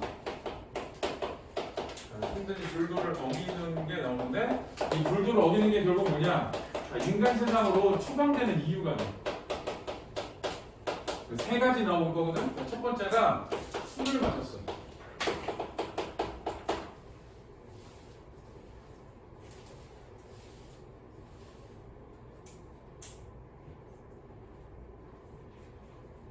그래서 이제 요거 이제 불도를 어긴 거. 자, 그 다음에 용왕께 하직하고 바람을 타고 연화봉을 향하여 돌아오다 산 아래에 이르러 스스로 깨닫기를 이제 뭔가 자기가 잘못했던 걸 깨달은 거지. 아, 술 마시면 안 되는데. 이걸 깨달은 거야. 그래서 슬기운이 올라 낯이 달아오르니 마음속으로 생각하기를 만일 얼굴에 붉으면 사부께서 이상하게 생각 크게 꾸짖지 않으며 이렇게 가다가 사부한테 혼나면 어떡하지? 이런 생각을 한 거야. 자, 그래서 하고 즉시 냇물로 내려가 웃옷을 벗고 두 손으로 물을 움켜 취한 낯을 씻는데 문득 기이한 내가 코로 진동한 향로 기운도 아니요 학초 향냄도 아닌데 사람의 뼛속에 사무쳐 정신이 호탕하게 느니 표현을 할 수 없었다. 그래서 이게 그냥 가버리면 돼. 그 자기의 원래 있던 곳으로 가버리면 되는데 굳이 이거 그 스승한테 꾸짖음을 당하면 어떡하지? 그래서 냇가로 가거든. 냇가로 가는 게 결국 팔선녀를 만나기 위한 장치야. 팔선녀를 만나기 위한 장치고 이 팔선녀 때 이제 마음이 미혹당하게. 자, 그다음에 성질이 생각하기를 이 물에 성리에 무슨 꽃이 피었기에 이런 신기한 향이 물에서 나는가? 다시 의복을 정지하다 물을 따라 올라가니 이때 팔선녀가 석교 위에 앉아서 서로 말하고 있었다. 이제 팔선녀를 만난 거지. 성진과 팔선녀가 서로 만나니 자, 성진과 팔선녀가 만나게 된 것도 어떤 거냐? 술 마시고 그냥 들어가서 혼나면 어떡하지? 그리고 얼굴 씻고 가다 만난 거거든. 그러니까 이런 것들 이제 소설의 장치인 거고 만나게끔 만드는 거야. 성진이 육한장을 놓고 공손히 제비하여 말하였다. 여보사리여, 빈승은 연하도령 육관대사의 제자로 일단 신분을 밝혔어. 스승이 명을 받들어 3m 나갔다가 장차 돌아오는 기교입니다. 좁은 석교에 보살님들이 앉아있어 남자와 여자가 같은 길에 함께 있을 수 없으니 부디 잠시 발걸음 옮겨주시면 길을 빌리고자 합니다. 그래서 하고 싶은 말이 뭐야? 비켜주지. 비켜줘. 굉장히 공손하게 얘기하는 거야. 팔선녀가 담례하여 말하기를 자, 우리는 위부인의 시녀들이옵니다. 이것도 이제 신분을 밝혔지. 부인의 명을 받들어 육관대석께 문안을 하고 돌아가는 길입니다. 첩들이 들으니 여자를 좀 낮추는 편을 첩이라고 해. 자, 길에서는 남자는 왼쪽으로 가고 여자는 오른쪽으로 간다 하였으나 이 다리가 매우 좁고 첩들이 이미 먼저 앉았으니 도인의 말씀이 마땅치 아니하니 바라오되 다른 길로 행하소서. 그래서 남자 여자가 다른 길로 가는 건 맞는데 여기는 너무 좁아. 근데 못 비켜주겠어. 이거야. 결론이 뭐야? B의 결론은 안 비켜. 이거지. 그래서 A에서는 비켜줘. 그랬더니 B에서 싫어 한 거야. 그걸 굉장히 공손하게 얘기한 거지. 자, 성진이 대답하기를 냇물이 깊고 다른 다리가 없으니 빈승으로 하여금 이 빈승은 가난한 승려를 어느 길로 가라 합니까? 팔선녀가 가로되 옛날 달맞은 자는 가릴잎을 타고 바다를 건넜다옵나이다. 자, 화상께서 육관대사에 돌을 베었다 반드시 신통한 도술이 있을 것이니 자, 어찌 이런 조그만 냇물을 건너지 못한 아녀자도 길을 다투시나이까? 그래서 이건 이제 좀 놀리는 말이야. 야, 너 그냥 여기를 도술로 건너갈 수는 없는 거야? 너 그런 능력도 안 돼? 이렇게 좀 놀리는 거야. 그래서 결국 이제 이런 것 때문에 이제 뒤에 이제 사단이나 자, 밑에 부분 핵심 정리를 보세요. 여기 뭐 크게 별 내용이 나오진 않았는데 두 가지가 나오지. 첫 번째는 술을 마셨다랑 두 번째는 팔선녀를 만났다. 팔선녀를 만나는 건 뒷부분에서 계속 연결이 될 거야. 자, 밑에 구호몽의 의미가 있는데 요거 주관식으로 가끔 나와요. 서술에 쓰라고. 그래서 9구는 성진과 팔선녀 인물 성진과 팔선녀라고 써야 됩니다. 얘 가끔 문제집에 어떤 게 나오냐면은 그 소유와 이첩, 육첩이라고도 나오거든. 그렇게 나와도 성진과 팔선녀로 써야지 정확해. 왜 그러냐면 현실의 인물이 진짜 주인공이니까. 자, 그 다음에 이제 구름 문자를 쓰는데 구름은 보이기에는 뭐 그 위를 둥둥 떠다니 그 위를 걸어가 다닐 수 있을 것 같고 만져질 것 같기도 하지만 그냥 얘는 안개야. 수증기이기 때문에 사실은 가서 막상 만져보면 보이긴 하는데 아무것도 없어. 그러니까 형상이 없는 것이지. 그래서 덧없음이 되는 거야. 덧없음. 구름처럼 덧없는 인생 구상의 주제를 드러내고 그 다음에 꿈몽자인데 자, 이거는 꿈을 통한 깨달음에서 이거는 판몽구조라는 글의 주제, 그 구성을 보여줘. 그래서 구몽은 인물과 주제와 구성을 보여준다. 네. 자 밑에 이제 술의 역할이 이제 술 마셔가지고 이게 다 술 때문이야. 술을 마셨기 때문에 얼굴을 씻게 됐고 그다음 팔선녀를 만나게 된 거지. 그래서 이제 술의 역할이 중요하다 그래서 이 페이지에서는 자 이거는 광약이라서 사람을 미치게 하는 역인데 불가에서 크게 경계하는 것이지만 성진은 용왕의 권유의 석잔을 마셔서 그게 중요한 게 아니라 밑에 앞으로 전개 사건의 실마리거든. 이게 뭐냐? 쫓겨날 것이다. 그러니까 이 추방당하는 이유가 돼. 추방당하는 이유라는 얘기는 이제 꿈을 꾸게 되는 이유가 돼.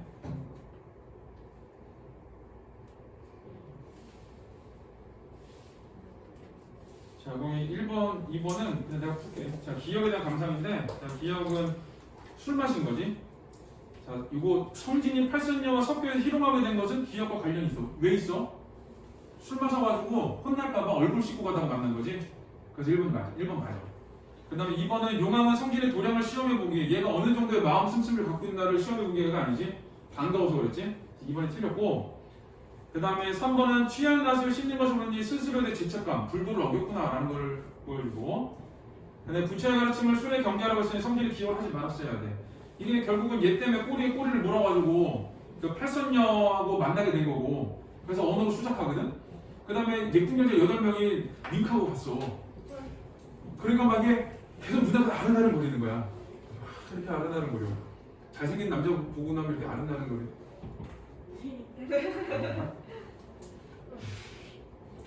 안 그러니까. 자, 하여튼 뭐 그래. 그 다음에 자 5번은 기억은 결과적으로 계율을 어긴 것은 이론의 성질의 이유 공경의 전이 공경이 뭐냐면 꾸짖음을 듣고 그 다음에 이제 인간세계로 추방당해.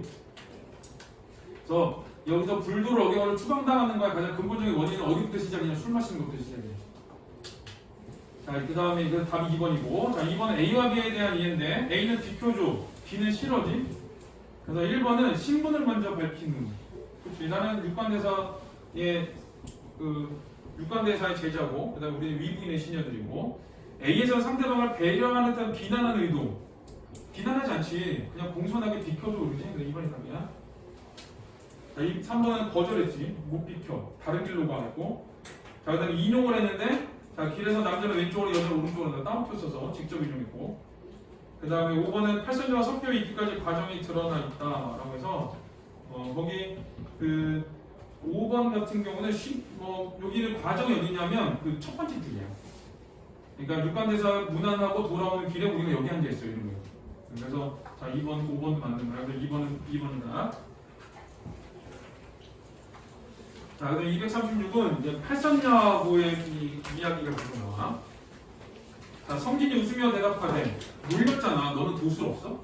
그렇게 도술로 딴 데로 가. 이렇게 놀렸으니까 좀 자존심 상하잖아. 내가 도술 있다는 걸 보여줘야 되잖아. 그래서 이제 그거를 하는데 좀 약간 잘난 척하면서 해. 자, 여러 남자의 뜻을 보니 행인으로 하여금 길값을 받으려 하는 뜻이 있어.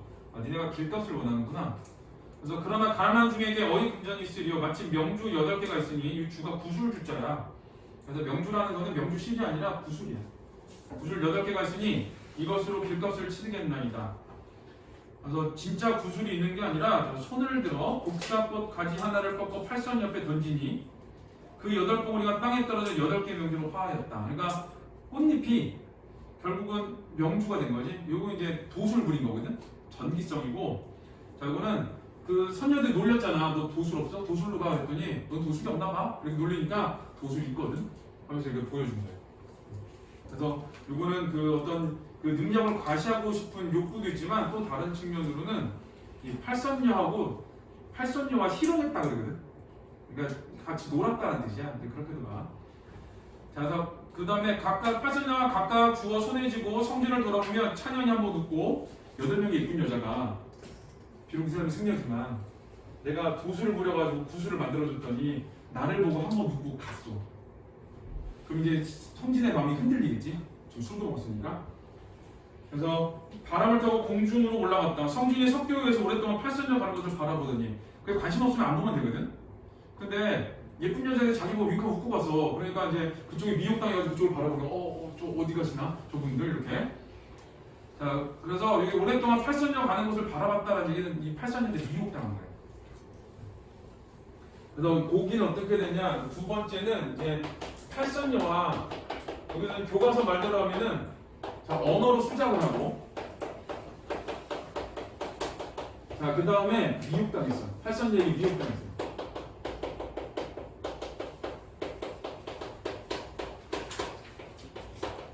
원래 둘 다 하면 안 되는 거야.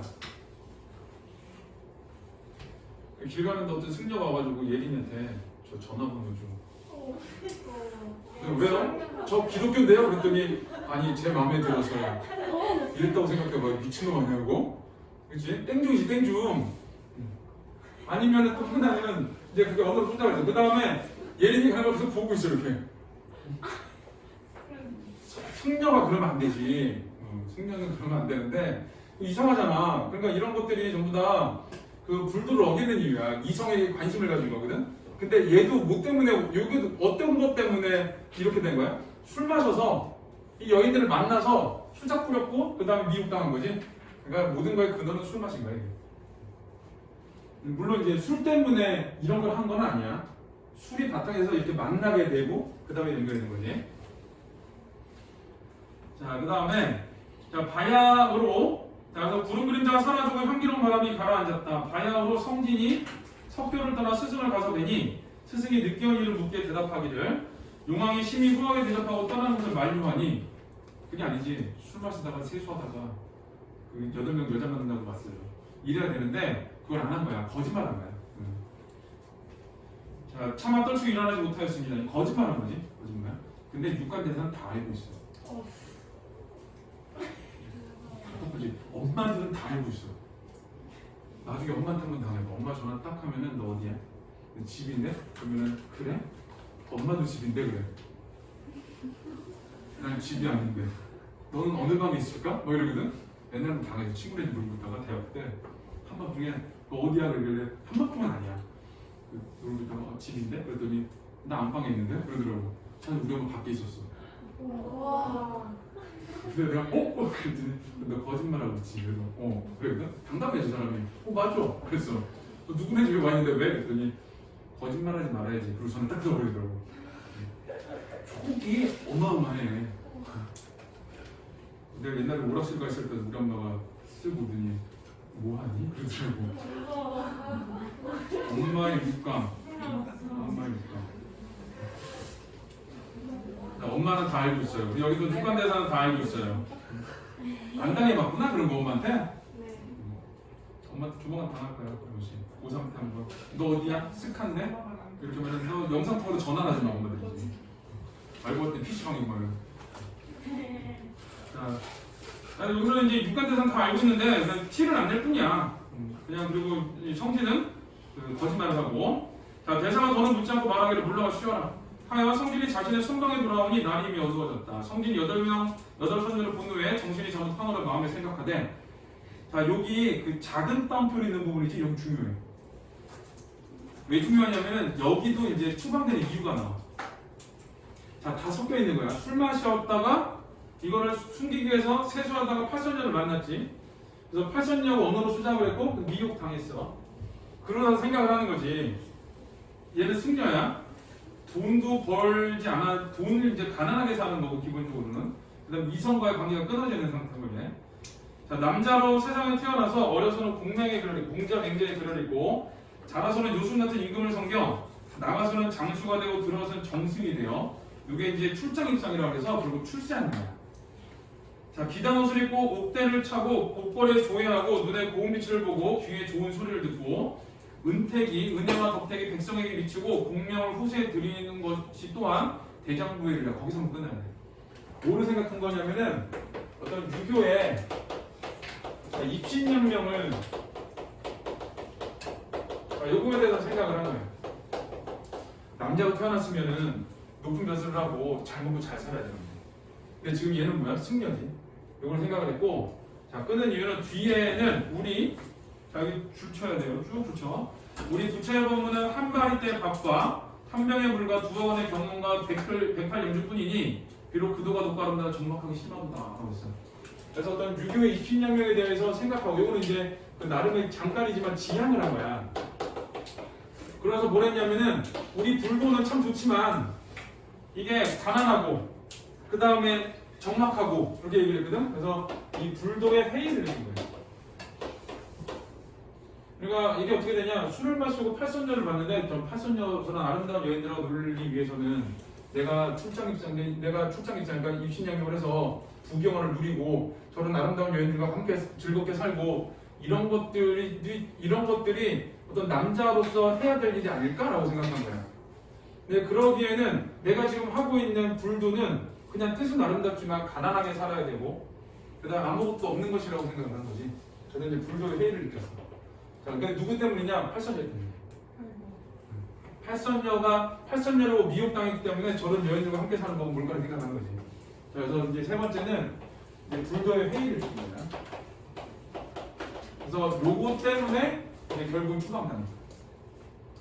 그래서 이게 여기 보면은 이런 거지. 그 다른 거는 여기서 팔선녀하고 언어로 추적도 하기도 하고 근데 불도의 회의를 느끼기도 했는데 이게 그런 거에 대한 얘기는 설명이 잘 안 나오고 아까 그 235페이지에 술의 역할이 나오지.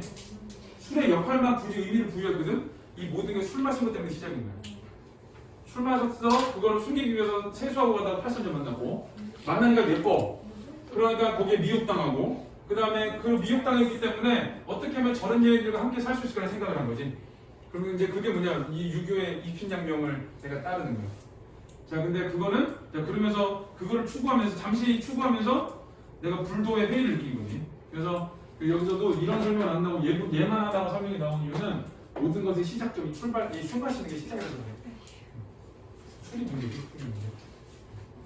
자 그 다음에 생각을 이리하고 저리하고 밤이 깊었는데 문득 눈앞에 팔선녀가 있어 놀라 다시 보니 이미 강구셨더라. 이거 완전히 미혹당한 거야.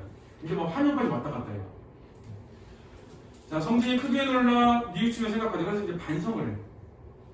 불도의 회의를 느낀 것, 그 다음에 팔선녀와의 미혹당한 거를 이제 반성을 하면서 부처의 공부는 뜻을 바르게 함이 제일 큰 공부이거늘 내가 출가한 지 이미 10년의 일찍이 털끝만큼도 불가역을 어기고 부처마음을 먹지 않았는데 자 이렇듯 잘못된 마음을 가지면 어찌 내 안을 해롭지 않겠는가. 그래서 요 마지막에 이렇듯 잘못된 마음을 가지면 어찌 내 안을 해롭지 않겠는가 반성하는 거예요. 그래서 입신양명을 추구하고 불도의 회의를 느끼다가 이제 다시 반성을 하는 거지. 내가 이렇게 살면 안 되지. 라고 하면서 성지는 여기까지 했으면 괜찮다고 생각을 해. 내가 잘못된 생각을 가졌어도 반성하면 괜찮지. 이런 거야. 근데 육감대사는 그게 아니에요. 그 생각을 먹은 것 자체는 문제라는 거야. 자, 그래서 자 여기 밑에 보면 향로의 전단을 다시 피우고 자 요거 그 향로의 전단을 다시 피우고 요 부분 있지? 요 부분도 꿈의 시작이라고 얘기하는 데가 있어. 일책도 그렇거든. 그래서 아마 학교에서도 여기를 그 꿈의 시작이라고 얘기를 할 거야. 보통 이제 양수로 태어날 때부터 얘기를 하거든. 그래서 이제 꿈이 시작되는 부분 여기는 좀 기억을 해야 돼. 근데 그냥 자연스럽게 쑥 넘어가서 자 향로의 전단을 다시 피우고 의연히 포단에 앉아 정신을 가다듬으며 염주를 벌리며 일천부처를 외우면 돼. 그러니까 막 경문을 외우면서 자기 잘못된 마음을 바로잡기 위해서 노력을 하는 거야. 자 갑자기 창밖에서 동자가 부르되 사람은 주무시나이까? 대사께서 부르시나이다. 성질에 놀라 대답하기를 깊은 밤에 나를 부르시니 반드시 까닭이있도다. 그러니까 뭔가 이제 불안한 거지. 엄마가 뭐해? 주말에 그랬어. 그랬더니 예를 들어 아침에 학원 있는데 끝날 때쯤에 뭐해? 그랬더니 밥 먹는데 집에 와서 나랑 얘기 좀 해. 야 그래도 그거는 니네하고 엄마의 관계잖아. 그 와이프가 나한테 보내면 진짜 하루 종일 하나도 안 잡혀. 나 뭐 잘못했나? 심지어 나는 카드도 와이프 카드 쓰거든? 내가 안 쓰고? 내가 그러면 다 봐. 뭐 먹었냐? 나와. 저번에 한번 바깥으로 대신 계산했더니 바깥이 많이 나온 거야. 너 누구 만나? 근데 학원에 출근해야 될 시간이잖아. 그래서 이제 그냥 해명을 해 이렇게. 근데 여기도 똑같아. 갑자기 왜 날 부르지? 이런 거 불안하지? 자, 동자와 함께 방장에 나아가니 육관에서 모든 제자를 모아놓고 등촉을 낱같이 펴고 성진을 꾸짖기를 성진아 내죄를 하느냐? 했어. 앞에서는 거짓말 했을 때는 넘어갔거든? 근데 지금은 네 죄를 알아라고 먼저 얘기하지. 성진이 성도 아래 내려가 꿇어 앉아 대답하되 자, 소자가 사부를 섬긴 지 10여 년이 되었사오나 지금까지 조금도 불순히 행한 적이 없었으니 진실로 어리석고 아득한 지은지를 알지 못하겠나이다. 이거 뭐야? 전 죄가 없는데? 이런 거야. 물론 거짓말을 조금 했지. 특히 앞에서 보면은 그러니까 거짓말을 했으면 난 죄가 없다라고 얘기를 하는데 아까 그랬지. 육관대사 다 알고 있어. 그래서 앞에서는 왜 늦었어? 했더니 술 마시다가 얼굴 좀 씻다가 팔선녀를 만나가지고 조금 놀다가요. 그러고 왔어요. 이렇게 얘기를 하면 그냥 혼나고 끝나는데 그걸 숨겼지. 그리고 또 하나는 이제 육감대사가 없을 때 둘 다 회의를 했겠지. 그리고 반성까지 했거든. 내가 잘못했는데 반성했으니까 내가 죄가 어디 있어 이렇게 되는 거야. 그러니까 자기 죄가 없다라고 얘기를 하는 거야. 그러니까 육감대사 모른다고 생각하는 거랑 또 하나는 이 두 개는 모른다고 생각하는 거고 요거는 나 혼자 있을 때니까 당연히 모른다고 생각하는 거야. 육감대사 모른다고 생각하는 거야. 자, 그랬더니 대사가 이르기를 중에 국면은 세 가지 행실이 있으니 몸과 마음과 뜻이라. 자, 술에 취하고, 자, 용궁에서 술에 취했다, 그렇지? 자, 술에 취하고 그게 이제 그 죄의 1번이야. 자, 그거는 어디를 어지럽힌 거냐? 몸을 어지럽힌 거야. 몸을 어지럽힌 거고. 그 다음에, 자, 석교에서 팔선녀와 만난 언어로 수장. 자, 그게 이제 요거지. 자, 요거는 이제 언어의 말씀에 어긋난 거, 말씀의 계열을 어긋난 거고. 자, 꽃가지를 던져 희롱하고 돌아온 후에도 오히려 팔선유의 미션을 사랑하여 여기 세상의 부귀를 흠모하고 불가의 적막함을 싫어하니, 그렇지? 자, 그거는 이제 어떤 거냐? 이 불도의 회의를 이끌다니까 뜻을 어겼다 이렇게 돼. 그래서 몸과 말씀과 뜻의 행실이 있어야 되는데 너는 몸에 대한 행실도 어겼고, 말씀에 대한 행실도 어겼고, 뜻에 대한 행실도 어겼고. 그래서 이 육감대사가 요 성진의 세 가지 죄를 얘기한 거야. 자, 그다음 밑에는 성진의 속세 밑에는 근데 생략된 부분 줄거리를 보면, 자, 그 성진은 저승의 염라 등에 끌려가 인간 세계로 추방되는 벌을 받고 중국 하남도 수주 땅에 있는 양소유로 태어난다. 양소유가 이제 꿈속의 인물이거든. 아까 얘기했지. 자, 현실의 인물은 성진이고, 자, 그다음에 꿈속의 인물은 소유야. 자, 그래서 이 둘이 다르지. 그래서 다르기 때문에 얘가 뭐라고? 몽자료 소설. 몽자료. 뭐 이런 거 구분하는 게 시험에 나오지는 않아. 이거 모르면 궁금하잖아. 몽자료 나오면 몽유록 나오면 궁금하잖아. 그랬을 때는 이제 이런 걸 좀 알아두는 게 좋아. 그래서 속 편해서. 그래서 양소유로 태어나는데 아까도 얘기했지만 소유는 뭐야? 이 잠시 놀다라는 뜻이거든. 잠시 놀다. 그래서 꿈속의 이야기를 보여주기 위해서 그런 거고, 잠깐 놀다 헤어지면 허망하잖아. 그 허망함을 보여주기 위한 이름이야. 그래서 허망함, 뭐 무상감 이런 거를 보여주기 위한 잠깐 놀다 온 거니까.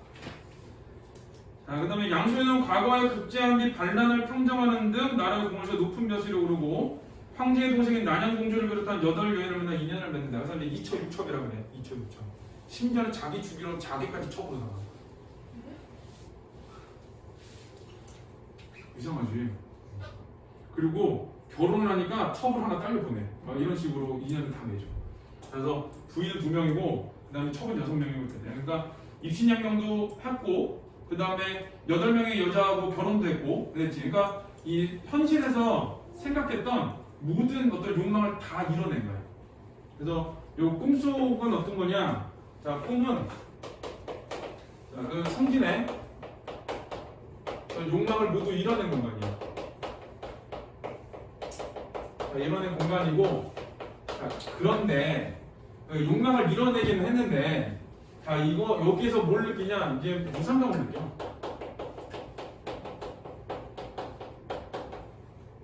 근데 여기서는 이제 성진이 스스로 느껴야 되거든. 근데 성진이 현실의 존재가 느껴야 되는데 꿈속의 존재가 느껴. 그래서 꿈속에서 깨달음을 얻었다라는 얘기를 안 하고 꿈속에서 양소유가 깨달았지. 근데 그걸 바탕으로 현실에 있는 성진이 깨닫게 만드는 거야. 그러니까 이 꿈은 결국은 뭐가 되냐? 여기서 이제 깨달음을 얻는 게 아니라 이거는 현실에서 깨달음을 얻는 걸로 연결이 돼야 되니까 여기 이제 꿈은 깨달음의 매개체가 돼. 깨달음의 매개체. 꿈이 진짜 그 뒤숭숭 맞아가지고 저번에 총도 맞았잖아. 막 누가 막 쫓아온 이유는 내가 자기가 죽인 사람의 친구라고 날 막 쫓아와. 칼을 들고 쫓아오다가 잡혔어. 아, 칼이 찔리겠구나 했는데 갑자기 총을 쏘더라고. 근데 그걸 내가 보고 있었어. 이렇게 내가 총 맞는 걸. 야, 기분 하루 종일 더러워서 진짜. 꿈이 보통 그래. 중간에 안 깨지. 그 프로포즈 거절당했을 때는 꿈을 깨야겠다는 생각을 했어. 잠을 깨야겠다. 그런데 안 깨더라고. 별의별이 다 있어. 내가 초등학교 때 되게 내가 초등학교 친구 중에 되게 좋아하는 애가 있거든. 근데 옛날에 걔가 한참 나랑 결혼하기 전이야. 나 한참 잘 놀아주다 꿈속에서 갑자기 나 이제 갈래.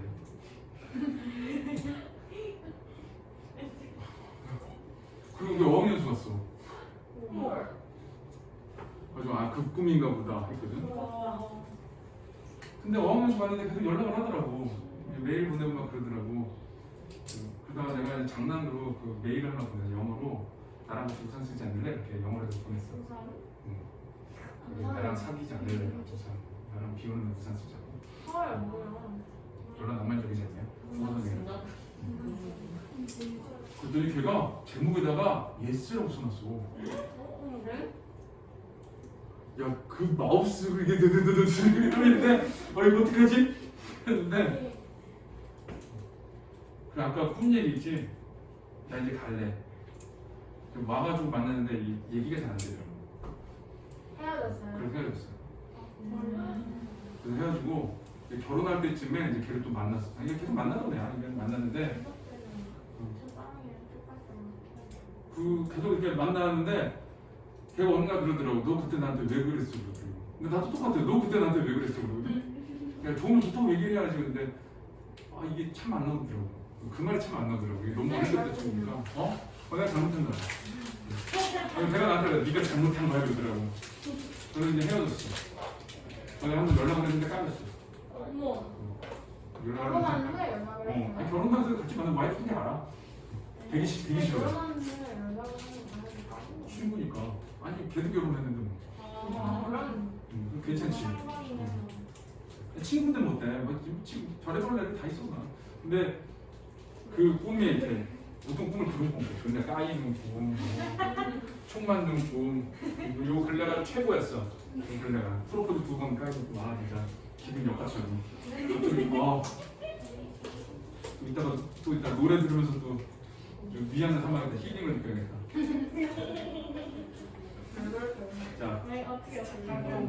자, 그 다음에 평생 부귀 영화를 마음껏 누린 양소유는 그러니까 욕망을 성취한 거야. 어느 날 자신의 누대에 올라 저기 문득 인생의 허망을 느끼며 좋잖아요. 그러니까 이 사람은 꿈속에서 욕망을 다 누렸고 그 다음에 인생의 허망함을 느꼈고 그렇게 돼. 그러니까 이 부귀 영화에 대해서 무상함을 느꼈다. 근데 이거는 이제 아까 얘기했던 소유가 느낀 거야. 성질이 느낀 게 아니라. 그래서 깨달음 자체라고 얘기하면 안 돼. 이 소유가 느낀 이 무상감에 대한 깨달음을 바탕으로 나중에 꿈을 깨가지고 양소유가 스스로 깨닫는 부분, 아니 그 성질이 스스로 깨닫는 부분이 있어. 그러니까 이거는 이제 그냥 매개체일 뿐이야. 자, 그래서 이게 이제 그 밑에 보면은 뭐 자신의 심정을 얘기한다. 근데 이 뒷부분에 보면은 어느 날 그 이제 은퇴해서 물러나서 자기네 집에 올라가 자기네 집에서 술을 마시면서 그 피리를 부는데 피리 소리가 너무 구슬퍼. 그래서 이제 그 부인들이 물어보는 거야. 너 옛날에는 이렇게 즐겁게 피리 부르더니 소리가 즐거웠는데 오늘 피리 소리 왜 이렇게 슬퍼? 라고 얘기를 해. 그래서 이제 그거에 대한 대답이 이제 뒷페이지에 나와. 자, 일단 237은 성진의 내적 갈등이 밑에 있죠. 그래서 속세의 삶은 장수나 정승이 되어 공명의 후세를 들이우는 것도 남자의 일인 것 같아. 근데 지금 내가 하고 있는 일은 높고 아름답고 적막한 게 너무 심해. 내가 이걸 하는 게 맞나? 라고 생각을 하는 거야. 자, 그래서 자, 밑에 보면은 성진에게 벌을 내리 인간 세상의 삶을 사는 원인이 되는 거지. 근데 아까 얘기했지만 모든 것의 시작은 얘야. 술 마셔서 얘 만난 거고 얘 만났으니까 얘 된 거고. 그렇게 돼. 그래서 여기는 결국은 어떤 거냐? 성진이 불도를 어긴 거, 그 다음에 추방되는 이유. 네. 자, 그 다음에 밑에 대사와 지적과 성질의 세 가지 잘못은 자, 몸과 말씀과 뜻이라고 하는데 몸은 술 마셔서 몸을 더럽힌 거, 그 다음에 이 여인들과 언어로 수작해서 말씀의 계율을 어긴 거, 그 다음에 불교의 회의를 느꼈기 때문에 불교의 뜻을 어긴 거, 세 가지가 돼. 자, 우리 3, 4번을 풀어보세요.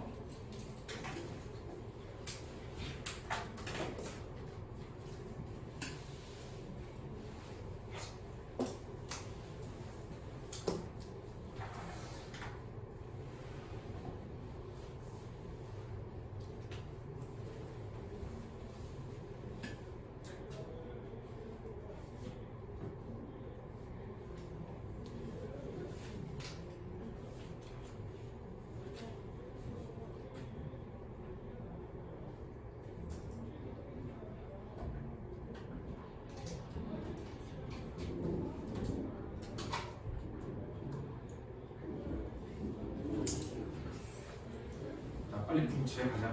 자, 이거에 대한 이해. 자, 1번은 1분만 얘기했고 용어에 대해서 거. 그 다음에 대사는 다 알고 있고. 자, 3번은 이거 희롱한 거지. 그 다음에 4번은 자신의 죄를 잠깐 비관했지. 불도를 하는 게 맞나라고 하면서. 5번이에요. 두려운 게 아니라 복도 같지? 고마워 오빠 그러고. 4번은 기억에 해당하는 거. 자, 기억 어디 갔냐? 내 죄. 자, 5번이죠, 5번. 부기공의 정신들 이거 부기공명의 정신 흔들린 건 맞는데 공부를 게으르지 않게 틀려. 그래서 작은 5번이요. 자, 우리 내일은 만세전까지 한번 해볼게. 절대 뭐 일단은 없어요. 내일